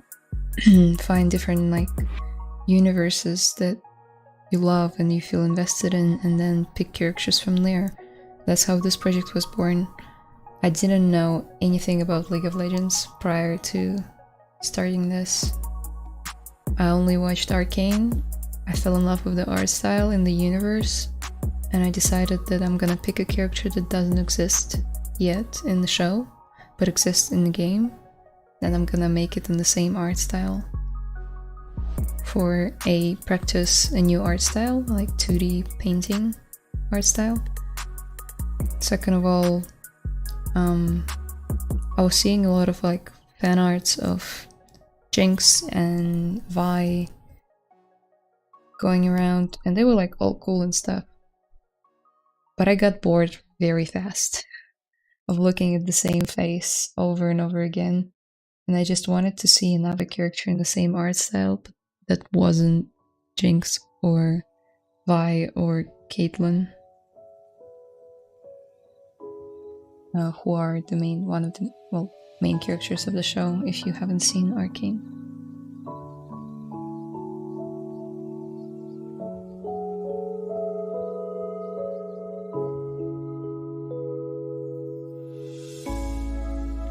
Okay, so I sketched out the lighting. Now let's duplicate the mesh. Ctrl-Shift-D, delete lower. Solo mode, Ctrl-W to create a polygroup. And it selected some of the back faces, which is okay, we'll get rid of them. Delete hidden, and then auto groups. Ctrl-Shift on the group that we want to keep, and then delete hidden again. And we are left out with this shape. Go to deformation and polish by groups. I will smooth out the edges, which in my experience helps with zero measure. Let's zero mesh it. Not bad, actually.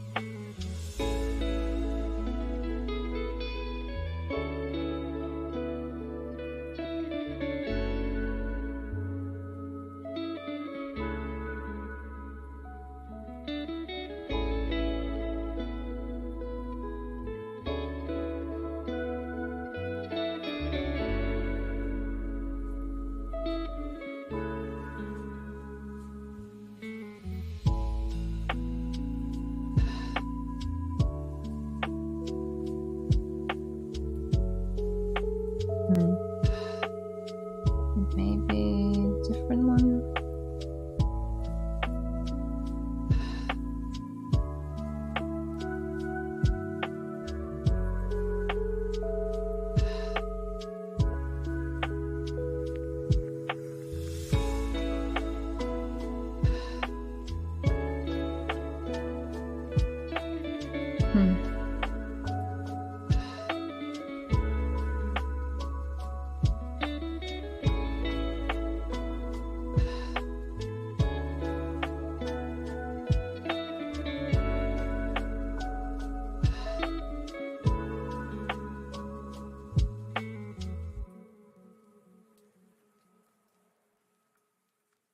Alright, this is somewhat better.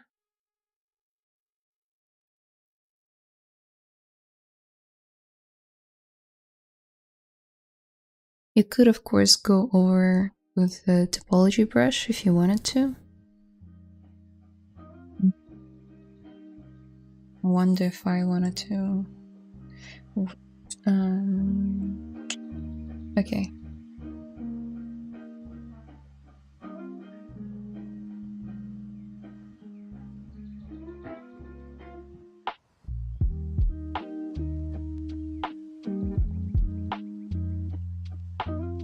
Let's quickly do it. Topology brush.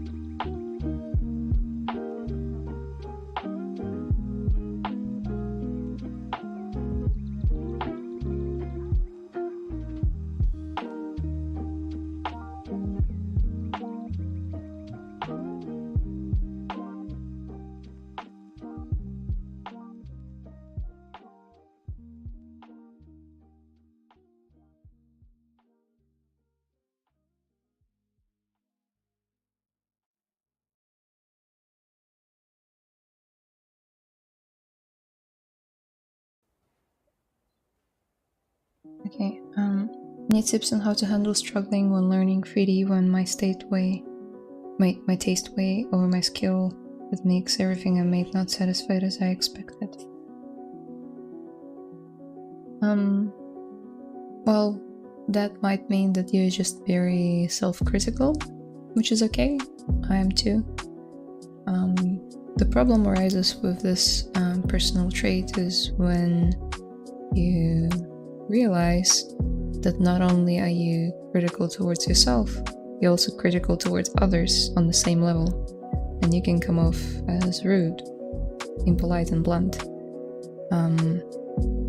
which is like more of a soft skill kind of improvement that you need to work on.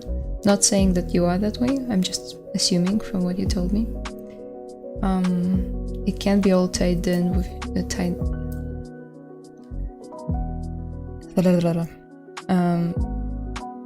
you might struggle with self-acceptance because of that, but it's normal. It's normal to not like your work. It's normal to post it and then doubt it, like, are people gonna like it? What have I done? And blah blah blah blah blah. But there is a golden rule that I've been following for a while now called finished, not perfect. Finished, not perfect. Meaning that it's better to have 5 finished works than 1 perfect one. It's also goes hand in hand with 70% rule. 70% rule is basically when instead of aiming for 100% completion, you stop at the 70% and you call it done. Because you can get stuck in those 30% for so long and never release the artwork that you've made. And that's how you get depressed. So I would advise using those 2 things. If that works for you, great. If it doesn't, sorry, that's all I can really recommend. But yeah, that's what helped me. Okay, congratulations, very nice work, thanks for sharing. You're welcome. I love to start like you're sculpting right now. I love stylized character most of the time. Yeah, start with stylized. It's totally fine. Why did Pixologic log ZBrush in Russia and Belarus? I am not exactly sure. Sorry, I don't represent the whatchamacallit, forgot the word. The jurisdictional part of things. I can't answer for that. I'm a volunteer here who just comes on and answers questions about ZBrush and sculpts whatever she wants. So sorry, you can write them an email asking about that. They're pretty good at replying. I'm not a social buzzing bee like everyone do nowadays, but I love sculpt, and now I only know Maya, ZBrush, Basic and Substance for entire workflow, but trying hard to reach that level, but sometimes. Sometimes I get bored, and I told you already, one-on-one learning is good to go, and through online is getting somehow bored and procrastinating. Yeah, we've all been there with like the whole COVID thing. Sorry. Again, bringing the passion back through like getting inspired by different shows or games can really help.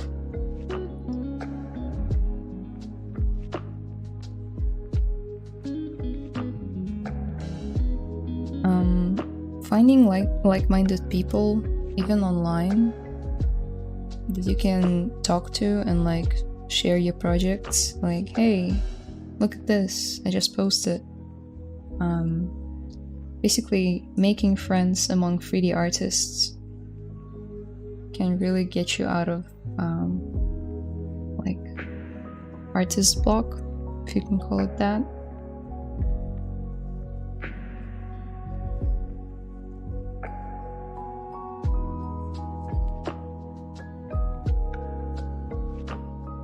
She can use Z guides with zero mesh combined. Yeah, I can do that. Do you have a YouTube channel that I can follow your sculpting tips and tricks? I don't post sculpting tips and tricks on my YouTube channel, but I have it. Just Layla Viscu, same as everywhere else.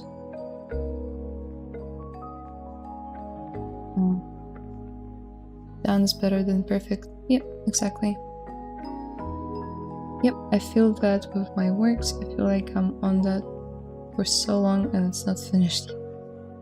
Yeah, been there, done that. I have so many unfinished projects from last year that I'm too ashamed to admit how many.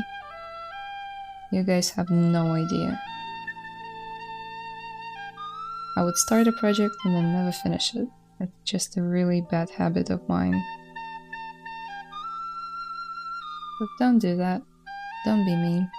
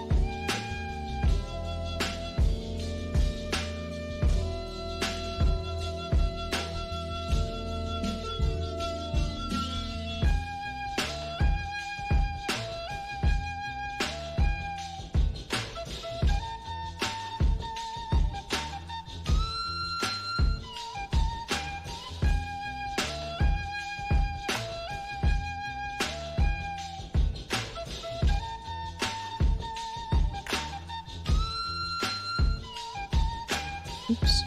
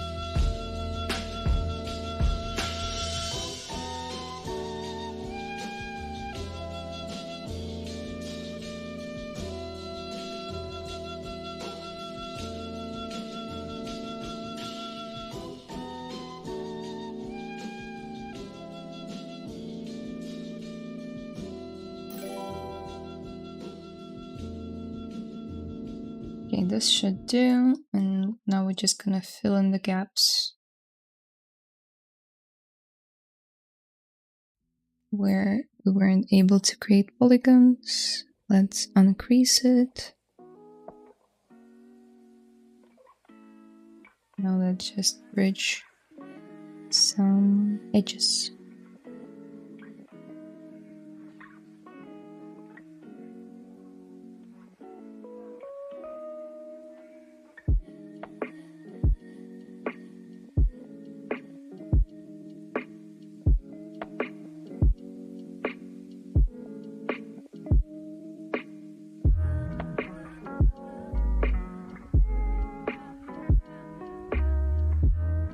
Just quickly clean up some of the shapes.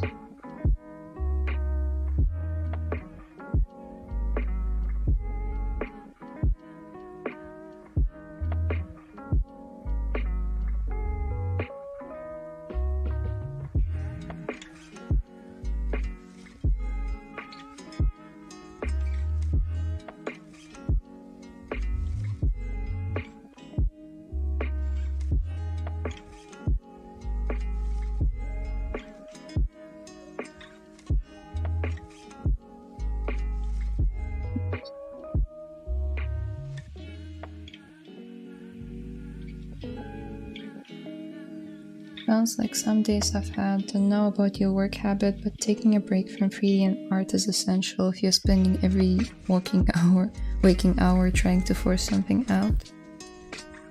Yeah, that's also good advice. I wouldn't force myself to do 3D if I don't want to. Like yesterday I didn't want to sculpt, although I usually sculpt on the weekends. So I just played games. It's okay. I like this one. Perfectionism is procrastination masked as quality control. Wise words. Should write them down.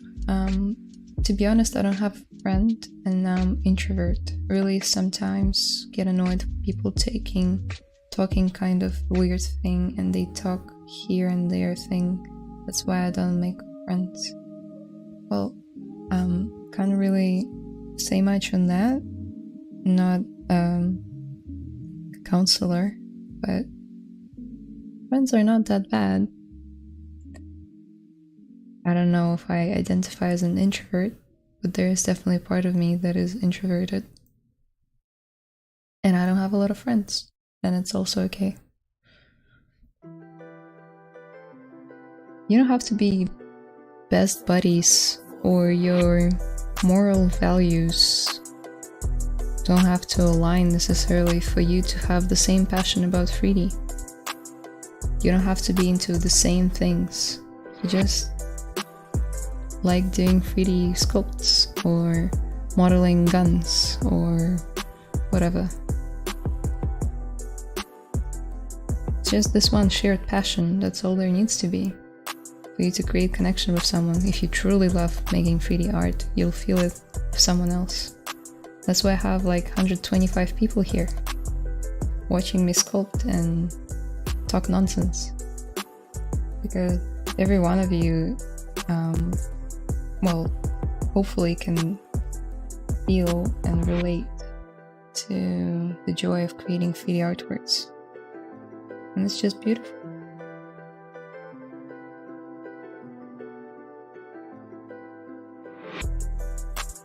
But sometimes I feel really good for being lonely. I spend my time basically watching art stuff. Yeah, I mean, that's all I do. For days. Obviously I go to work and I have friends there, but we all mostly spend our time in our headphones watching some, or like listening to podcasts or watching something in the background and working. So it's as introverted as it gets. You have like 20 people around you, 50 people depending on the studio size. And they don't talk to each other for like 7 hours, and maybe for 1 hour they do. Hello Layla. Hello Alfie. They finally got your name right. Well done to the ZBrush team. I know. It was actually Brendan. Thank you, Brendan. You're saying the opposite of nonsense. Oh, thank you. Have you printed some of your work? I have actually. I don't have it anymore. Oh, maybe I have it somewhere. At some point I was really into 3D printing. Like very invested into it. I even got myself a 3D printer. Like a budget one. Played around with it for around 4 months. And then I realized how big of a time investment and just investment it is. Like, it can't really be a side hobby without you putting a lot of hours into research and into maintenance of the printer itself. So I printed a few of my speed sculpts and then I called it quits. I sold it. It was fun to see my 3D artworks come to life, gotta admit.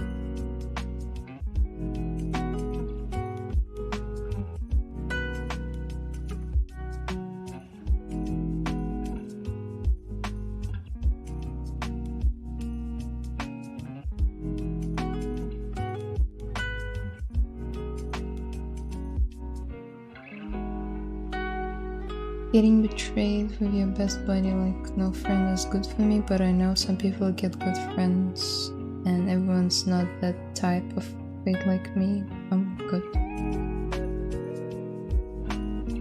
Yeah man, I mean, betrayals happen. Sorry it happened to you. Not everyone's like that. just like you said.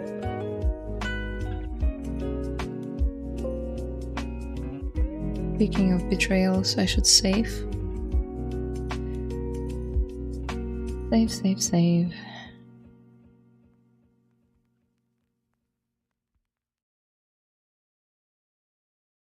Wow, perfect timing.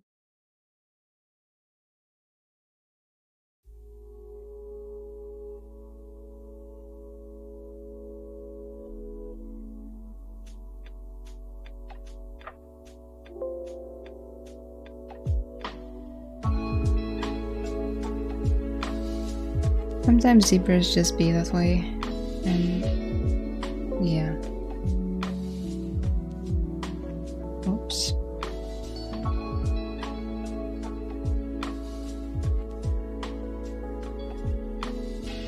Okay. Interesting.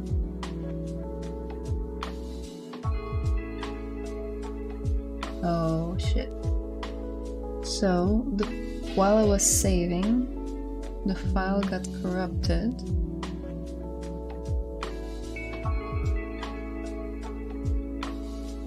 Not good.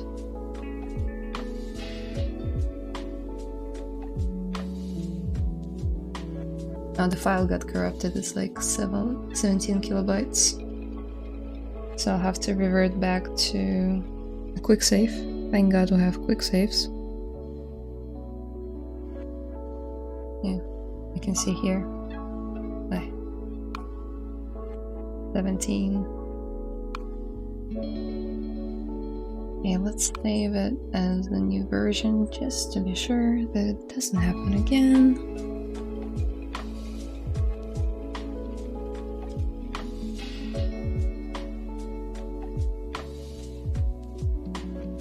Thank God for quick saves. I was ready to start the whole thing over.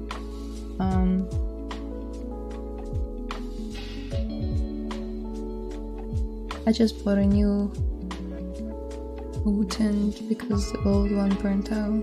What's a hot tent? Crash, ZBrush, you betray me. Exactly. You're not in edit mode anymore. Yeah, I know. I wasn't, but it should drag the model when you open it, and it wasn't doing it. Because like the file didn't contain any data. Oh god, I know. Oh, here you go, let's be friends. I love watching art stuff too and need a friend to talk about learning 3D though. Yeah guys. Unite. I saw some panic in your eyes. Not just in my eyes, in my voice, my whole body.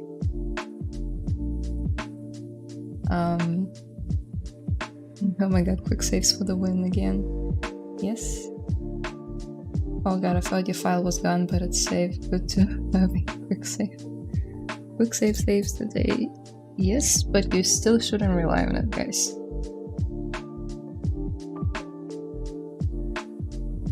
Quick saves can save your ass, but I still wouldn't rely on them. Save often, and make sure your file is fully saved before you attempt to do some crazy shit in ZBrush. Okay, so let's try it again. All we need is this mesh and this mesh. Now what I was trying to do was to just project it. Try it again. Okay, now it works. So you can see now it sits flush against the surface.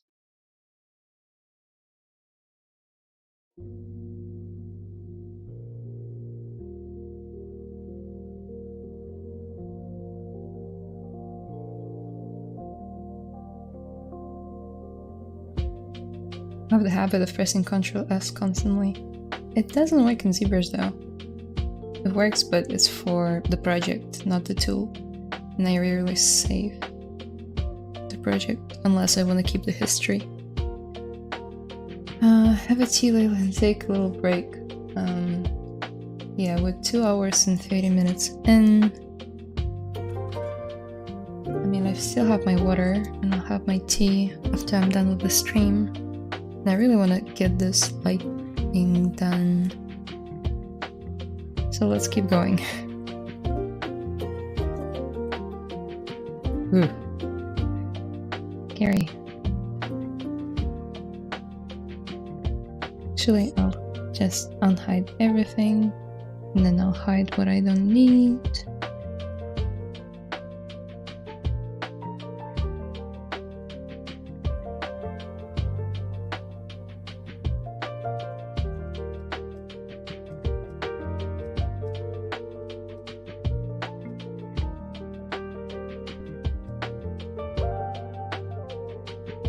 The reason why I chose the long route of retopologizing with the topology brush was because it gives you really nice topology,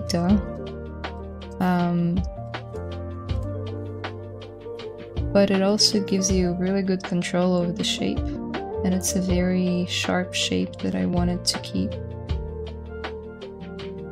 very defined, with no wobble or anything. So that's why I made it that way.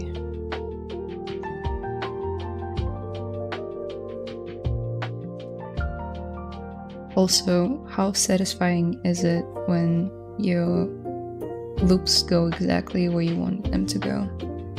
So good. But it's just me being nerdy.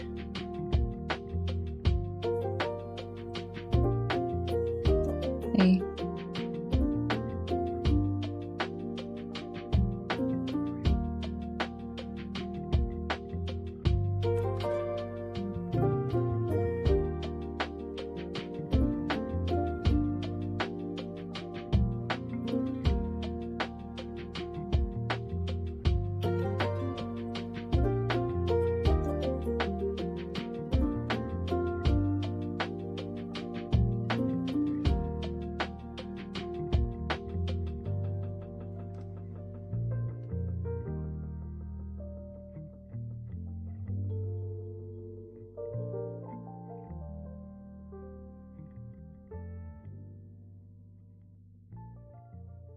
Oh, yikes. Okay.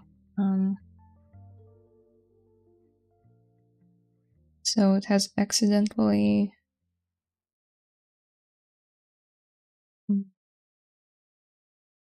stitched 2 points together, so we're just gonna redo this part real quick.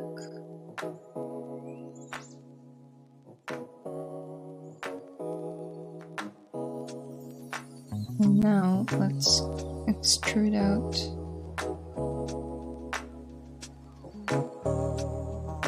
this.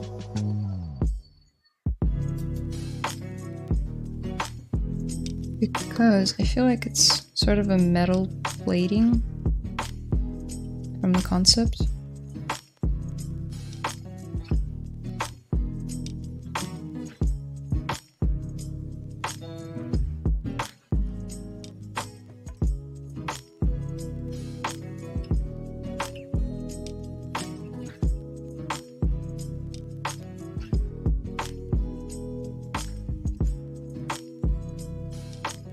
Sometimes I do it outside of Blender if I'm distracted, like end up saving websites.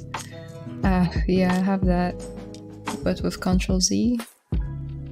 I don't know, when my brain is just not working properly and I'm doodling during like a meeting or something, doodling on a piece of paper, and I want to undo a stroke, and I do Ctrl Z.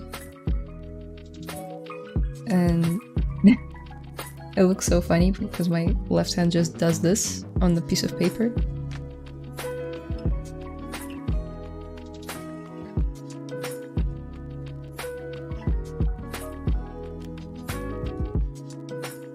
But that back stuff of the character is too detailing work. I have done really good, thank you. Tris are definitely the opposite, a pressed shape. Trisses. You mean like triangles? Do you sometimes create your own designs and sculpt it? Also, love your sculpt. How your sculpt is going. Thank you. I usually tend to pick concepts that I like, but I have made personal artworks in the past. They're definitely harder to make because not only you have to sculpt it, but you also have to come up with the concept.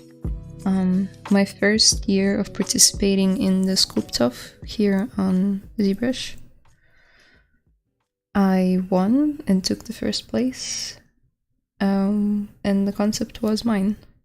It was like a werewolf Red Hood girl, and the theme was like to reimagine characters. Oh. Actually, this track is fine. Yeah, the theme was to reimagine characters, and you had to come up with your own concept and sculpt it in 3 hours. So I did that. Spark's ready, yay! I need a Ctrl-Z for life, for sure. But I bet I would overuse it. Yeah, I would probably overuse it with like speaking, and I would never get my point finished.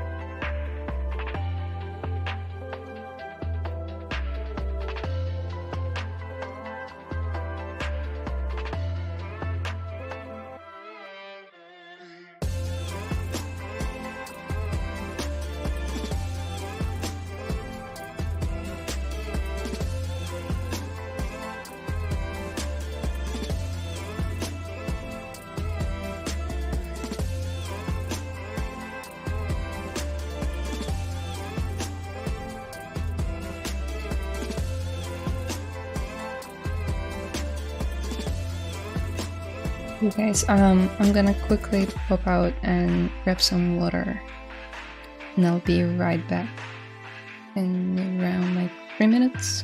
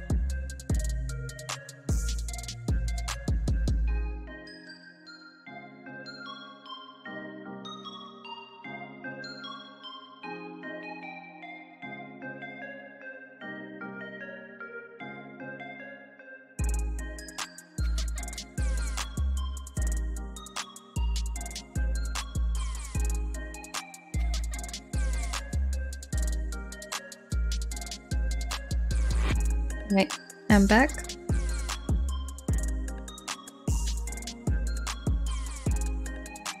I got myself some tea.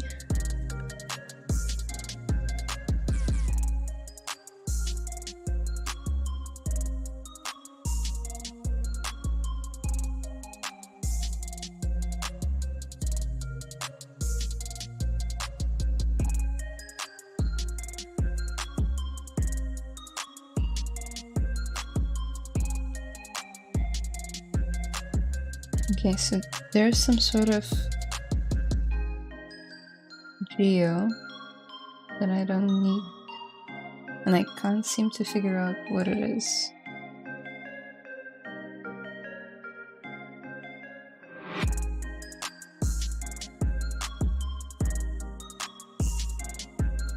Oh, okay.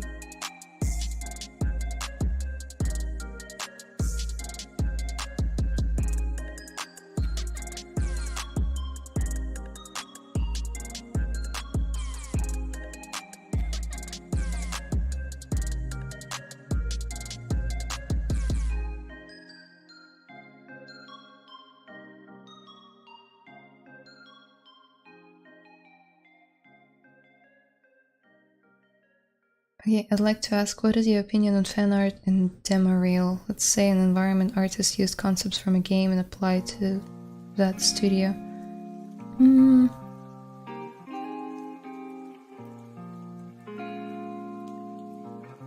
my experience, it hasn't been problematic because you're trying to kind of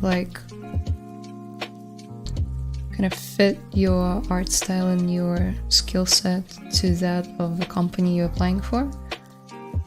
You're not trying to profit from it or anything. So for employers, it would actually be easier to see how well you would fit into the studio and how well you'd be able to perform certain tasks. So I wouldn't say that would be a problem.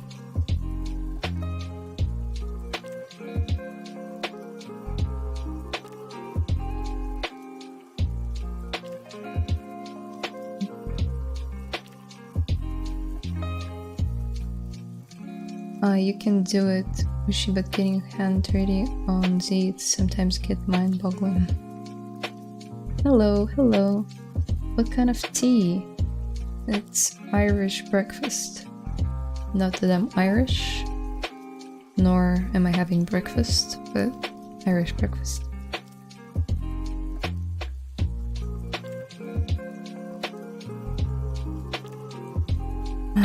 Yeah, I see your channel and your sculpting content is really good, but you did your Sculptober Day 1 theme boom time-lapse. I couldn't watch at speed, even I put the video on 0.25. I know, it was my first video probably, or one of the first ones, and it was way too fast. It's really hard to watch it without getting like headaches, I know. I just didn't know how to save Z projects with history back then, so I couldn't do a smoother time-lapse. But I should. I definitely should. If you go on my Instagram, and there was like a somewhat recent sculpt of like a lady, a stylized lady in very like a royal outfit, like a funny hat and flowers. I did a time-lapse there with the undo history, and it's not jumpy and it doesn't hurt your eyes, so I'll try to do that more. Tea with cookies? No, no cookies.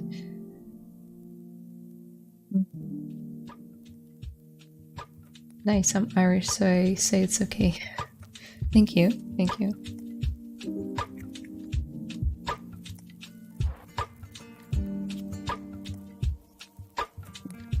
I cannot seem to figure out what's happening here.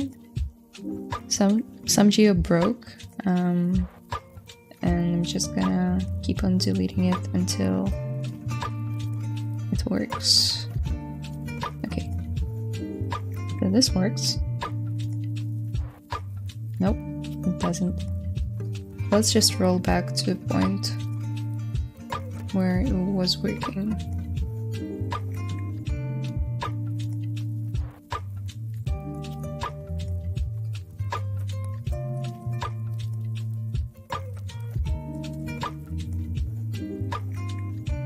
Okay, so that's fine.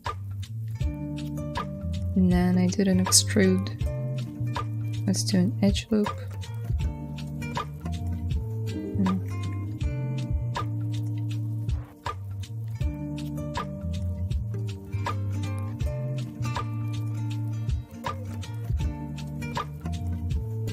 Okay, it's working fine.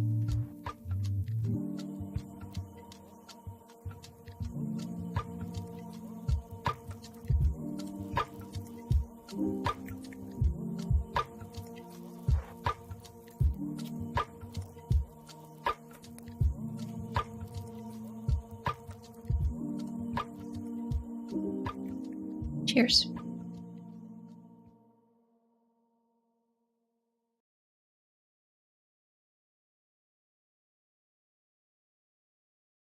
Let's add some support loops to make sure that all of these angles are maintained.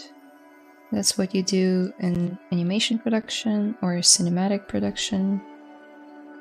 You don't need that when you're working for games.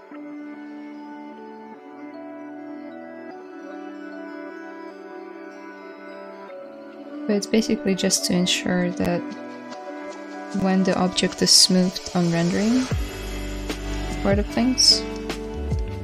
Sorry, this music is a bit too loud, I can't hear myself. Okay. So when it comes to rendering, it just ensures that all of these areas stay sharp versus staying soft.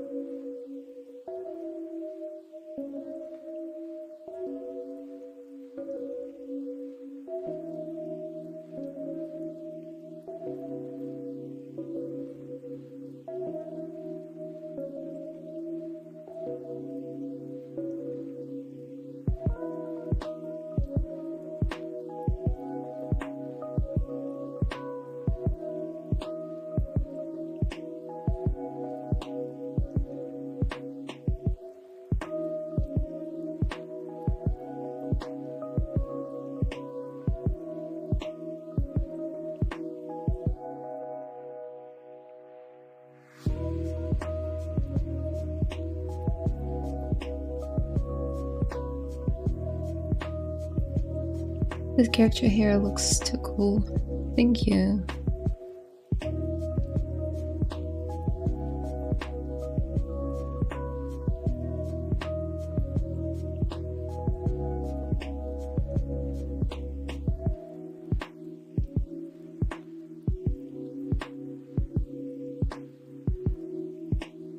My hair isn't really in a good spot right now.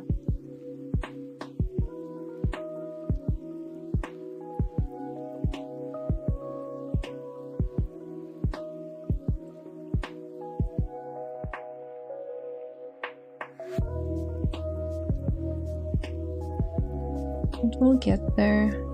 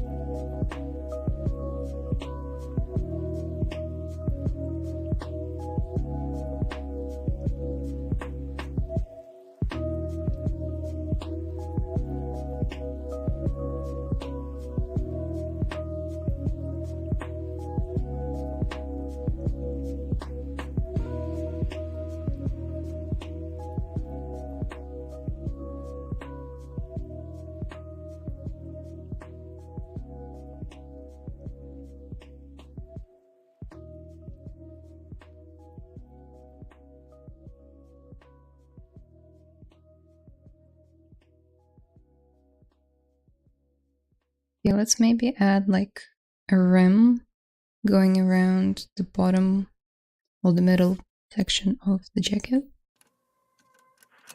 I duplicated the jacket. I'm working on the duplicate right now. And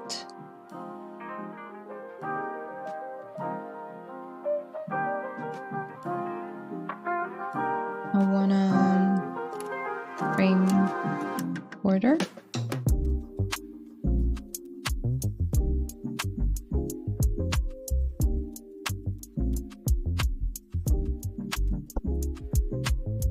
I should do it without the symmetry, I guess. Yep, no symmetry. And now it's sort of like this kind of shape.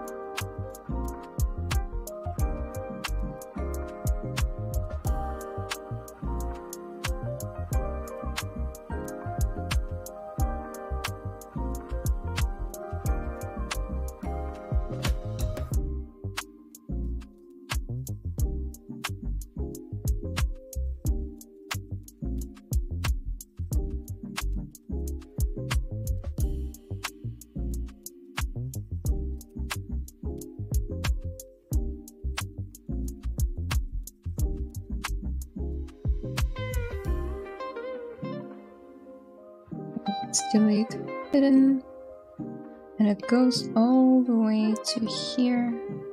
So I'm just gonna select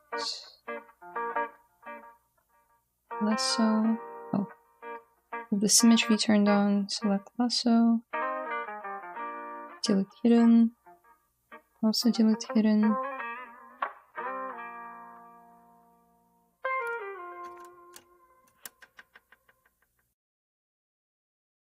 Okay.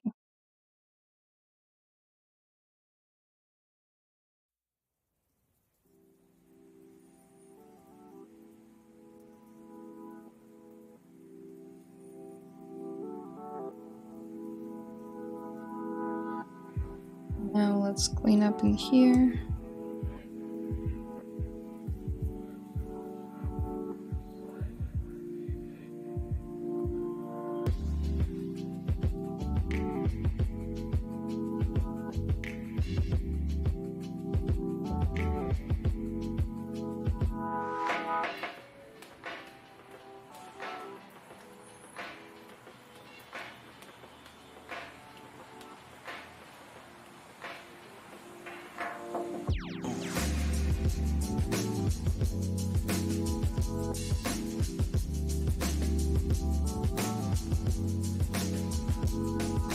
Okay, I'm pretty happy with the shape. It's really clean. I just need less polygons.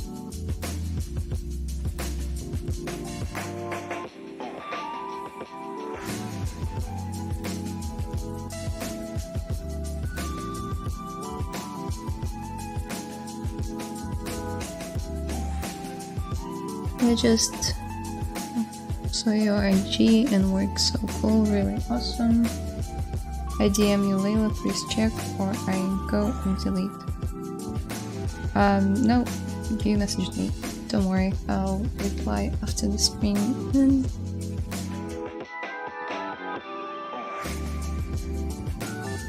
Hey, hello. I do 3D surface design and learning character design. Awesome. Should I keep learning character design or I make my profile? I'm looking to get a job in game studio.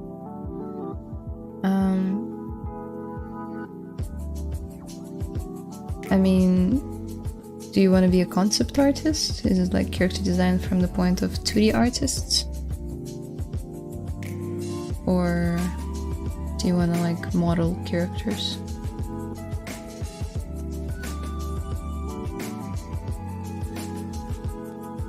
That's cool. Great, you're up.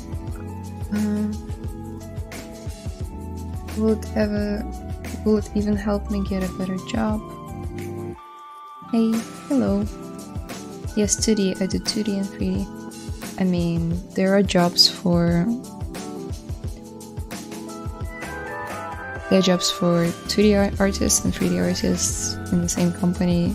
2D artists perform the jobs of concept artists. They create... Sorry. There's just some noises.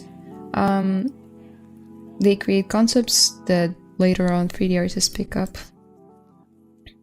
to base their models off of those concepts. Again, I am not a concept artist, but I would imagine the same rules applies to the portfolio. Keep a few strong pieces instead of like 10 or 15 weak pieces. Just value quality over quantity, I'd say, in order to land the job. Also study the company that you are applying for. What kind of work do they do? Does your portfolio fit the art style?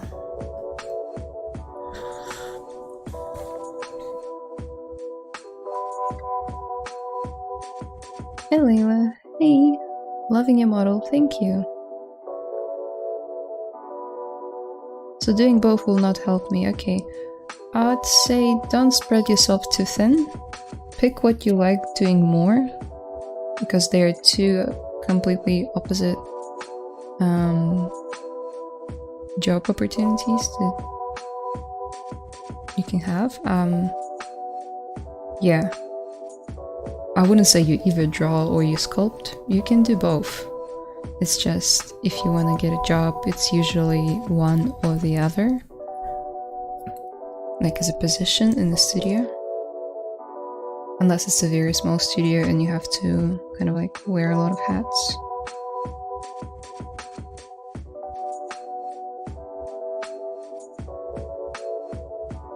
I keep hearing that they'll judge you off your weakest piece. Not necessarily, but they'll also take into account when was it posted and stuff like that, but you definitely don't want to have your weakest piece on your portfolio.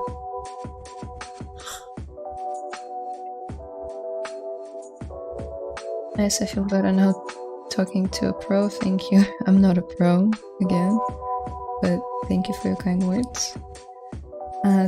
That is the blurriest microphone I've ever seen. Oh, yeah. That's the NVIDIA... what's it called? NVIDIA broadcast. It blurs out the microphone.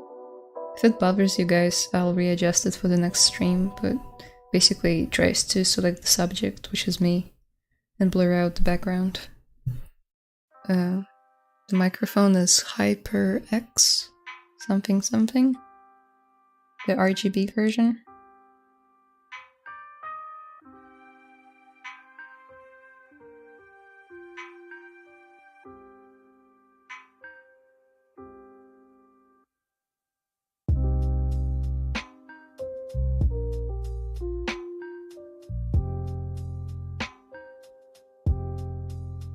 Hi, hello. When I grow up, I want to be like you. Oh, that's so sweet. Wait, when will you grow up? Because I'm 22. You make me sound like I'm very old.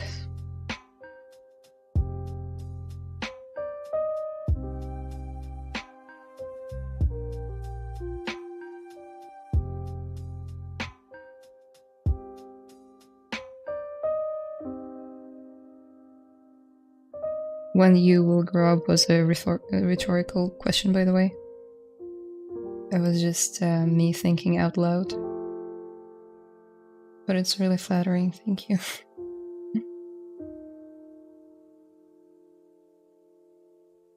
It's fine, I like the subject. Oh, thanks. I find it so hard to earn decent money as a freelancer. Yeah, it can be a pain. But it depends what kind of work style, I guess, you choose. There are freelancers that accept short-term contracts, like for 3 months. They work for a studio or for an individual, and that can get you pretty good money. But if you're surviving off like a 3-day project from Upwork or freelance.com, it can be tough. I've tried freelancing like that. It's very unpredictable. Very.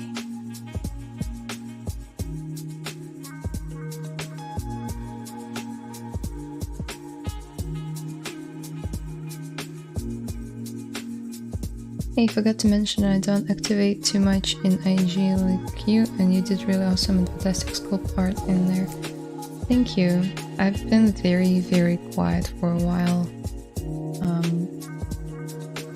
Mostly, if any of you follow me on Instagram and you know that I don't post much, because it gives me an anxiety. So please forgive me. I don't like using Instagram. Purely because of my, me taking care of my mental health.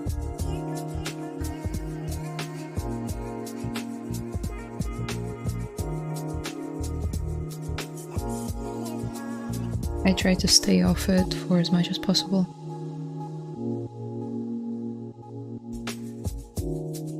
What are your 5 most important tips for a character artist? 5 most important tips. Okay, let's go. First, portfolio. Make sure it's up to date and it doesn't have any weak artworks. 3 decent quality artworks are better than 10 mediocre ones. That's first. Second of all, 70% rule that we discussed earlier. Finished, not perfect. It's what matters. Finished projects matter, unfinished projects just never get released. And 70% rule is stopping at the 70% completion instead of going for 100. So it's kind of like 2 in 1, so 3 rules. 4th one will be take care of your back, your shoulders, and your physical health in general. Get a good chair because you'll be spending a lot of time in it, and drink plenty of water.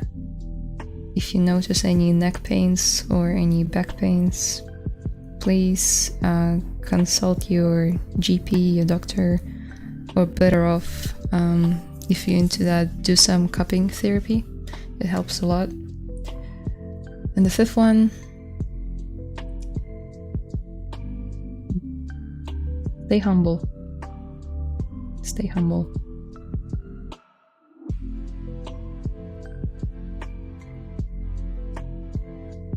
22. How did you get into the industry so young? I mean, I know it's because you're an amazing artist, haha, but it's still very impressive. Thank you. I just started early.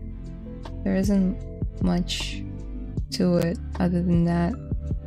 I just started early and fell in love with 3D, and I've been doing it for a while.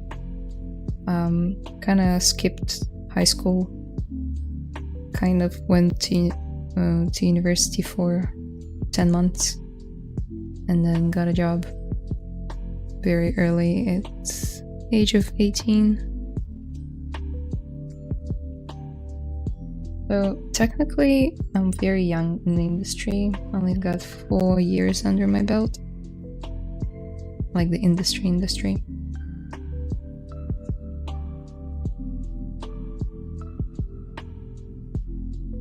But I've had some internship practice before I got my first job, which definitely helped a ton with finding my first job. And then university as well.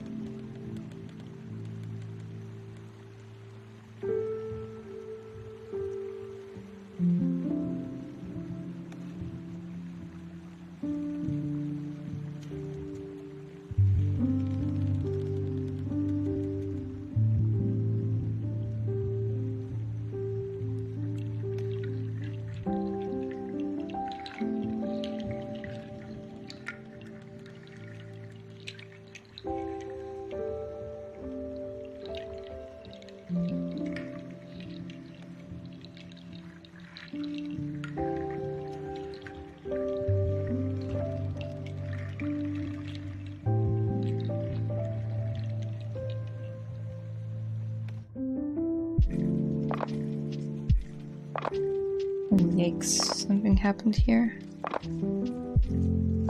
Okay. Let's keep it as that for now.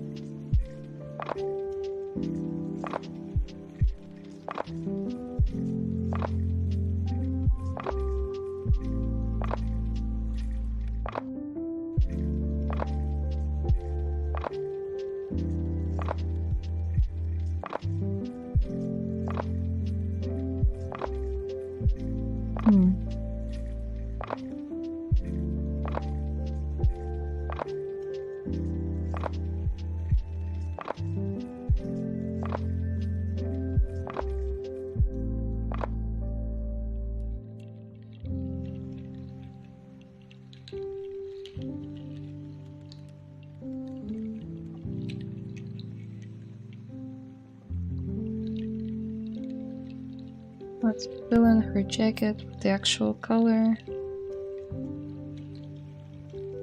Alright. And then this thing.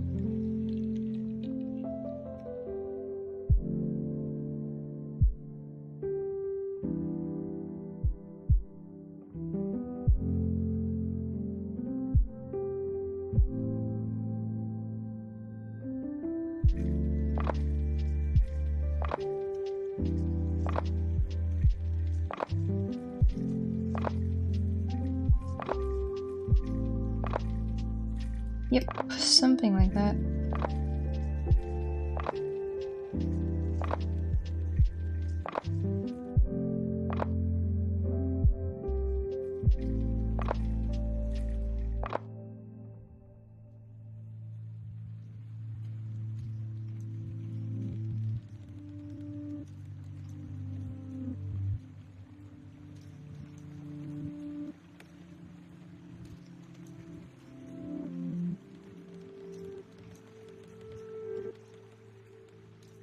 Starting to look like her jacket. Oof, man, this is gonna take a while. but I'm pretty happy what I've done today.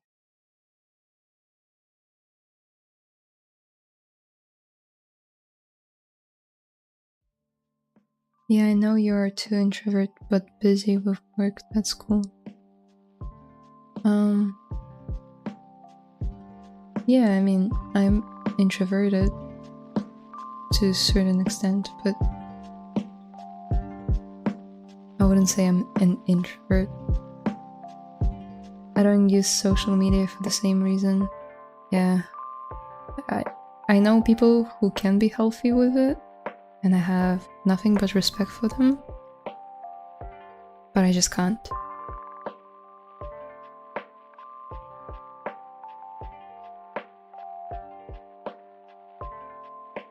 Yeah, Ushi, but what to do? It better be yourself good.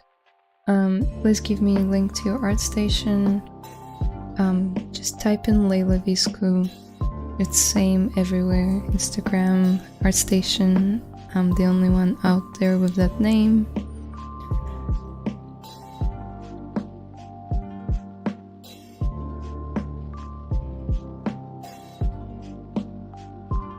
Oh wow, if I skipped high school, I'd be living under a bridge trying to open a can of beans with a rock. Who said I didn't? I'm just kidding. Not necessarily. No. But I did have very supportive parents who let me quit high school. He's missing an animal tail, Fox. She's an animal? I didn't know Ziri was an animal. Looks great, thank you. What's your favorite Studio Ghibli movie, by the way? Oh my god, the perfect question. It's Nausicaa and the Valley of the Wind. The oldest Studio Ghibli's movie, I believe. It just hits different. I used to have Princess Mononoke as my first one, but no. Ever since I saw Nausicaa, I just fell in love. It's the best. The premise of the movie, the art style, this post-apocalyptic world that they live in, those giant bugs that a lot of people are weirded out by. Just find it fascinating. What about you guys? Have you seen any Ghibli movies? Do you like them? Do you think they're weird?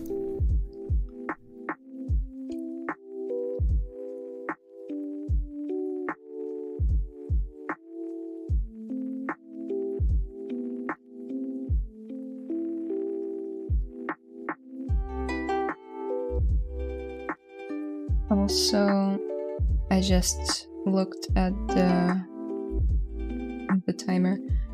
I'm 3 hours 20 minutes in. Haven't done as much as I hoped I would, but it always happens that way. But hey, I finished a big piece of the back of her jacket, which is a pretty big deal. So I'll take it as a win. But I will need to free up space for the next artist to come on, and I am already streaming for like 50 minutes more than I was supposed to. So I guess that's a goodbye. If you guys have any more questions, type them in now so I can quickly answer them. But this is me for today.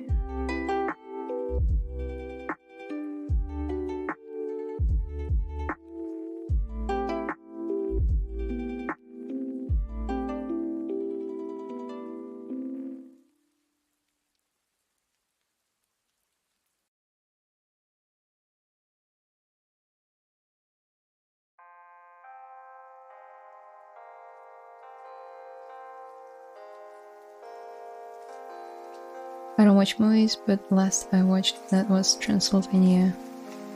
Transylvania is fun. Not Ghibli though. I actually don't remember the name of the studio. It wasn't Pixar or Disney or DreamWorks. I think it was someone else. I like Ponyo for some reason. I love Ponyo too. It's so vivid and colorful and beautiful. I love how they take like very basic fairy tales that everyone knows and then they flip them upside down. For Ponyo, it was obviously The Little Mermaid. Ponyo was The Little Mermaid, and I don't remember the boy's name, something like Satsuki or something like that. I might be completely wrong. He needed to like take accountability for Ponyo and accept her for who she is, half fish, half person, I guess, and love her. And he did by the end of the movie, spoilers. And I just found it to be so beautiful because that's when she transforms into a human girl. Howl's Moving Castle is my favorite. Yes, I love Howl's Moving Castle. I love it so much that I actually made the character from it, being Howl. You can see it on my ArtStation on Instagram. And I also have an art book from Howl's Moving Castle. So beautiful. I'll show you. Give me a minute.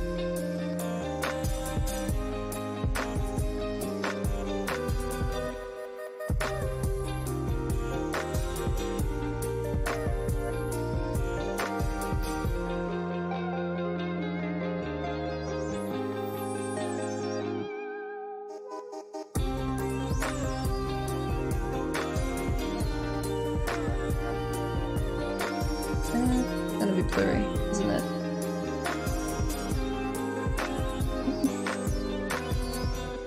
I don't know how to take off the blur. Oh yeah.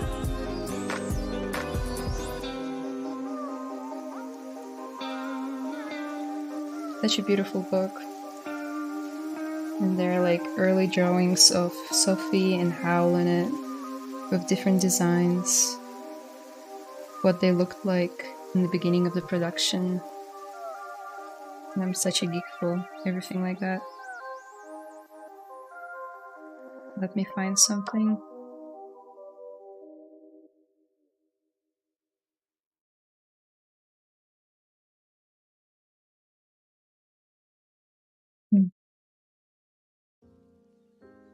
Really cool turnarounds of characters as well.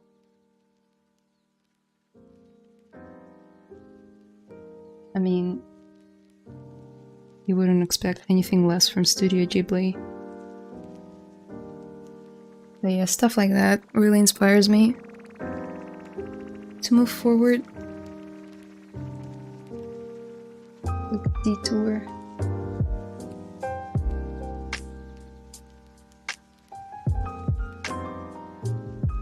Thank you from Ghibli. No, you can't go. I'm back. Spirited Away for sure. I'd wipe my memory just to feel the same way as the first time watching it. Yeah, no, it's a beautiful one. I loved it as well, and I watched it so many times. But in my humble opinion, it fades when you watch other Ghibli movies. Personally, for me, it took a backseat after watching a few, like Castle in the Sky, Nausicaa, Howl's Moving Castle.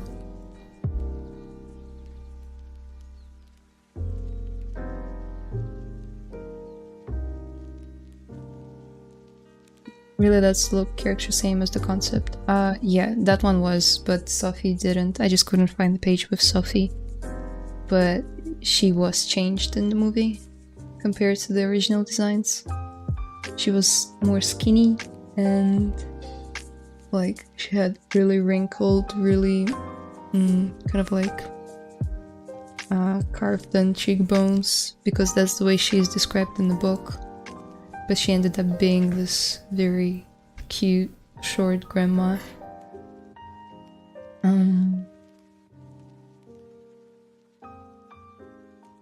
This Kidding, thanks so much for the stream. You're welcome. You did really good. Thank you. How about Jan Frankenstein? He is so big. You mean from Transylvania? Yeah, he's a good character. I really like Whisper of the Heart. Got to be my favorite Studio Ghibli. Howl's definitely a solid second for me though. Whisper of the Heart just destroyed me. I cried like a baby. And no, it's not the most fantastic and whimsical cartoon from Studio Ghibli out there. But man, for artists like us, it hits different as well. It's about the struggles of being an artist, of overcoming art blocks, of what it's like to be in love with someone else who's an artist too, and see their passion for their art and push them to move forward. It's so beautiful. Whisper of the Heart is also probably in my top 5.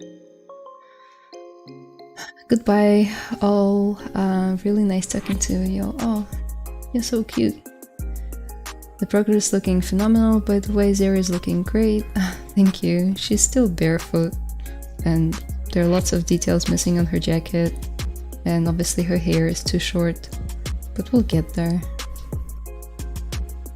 What's the name of the book? It was Howl's Moving Castle, the art book.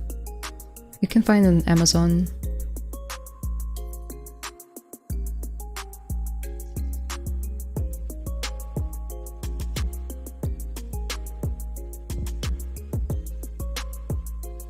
Ghibli movie, okay. Dang, that's on my watch list now. Yeah, I know, you should watch it. Oh hey, cool to see a New Zealand artist on Pixelogic. I've never seen your work on... I've seen your work on UV ads. Kevin, 3D art.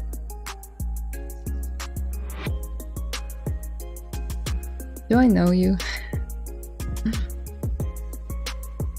Yeah. I mean, I'm really flattered to be here and to stream for you guys. And yes, my work has been displayed on UV advertisements. But I really enjoyed the stream. Bye bye. Have a nice day, everyone. I love Mr. Grinch movie. Okay, I can sit down and like talk to you guys for another hour probably, but I really should get going. Finish my tea, have some breakfast. All that good stuff. Okay, thank you so much for sticking around. I always forget to say that, but you can follow me on ArtStation, Instagram, by just typing in Layla Viscu. And yeah, I post stuff there, not very often, but I do. I also try to notify my viewers, my followers there, that I'm streaming on ZBrush channel. So if you'd like to get updates, you can follow me there. And I hope you all have an amazing rest of your day, night, wherever you are. And bye bye.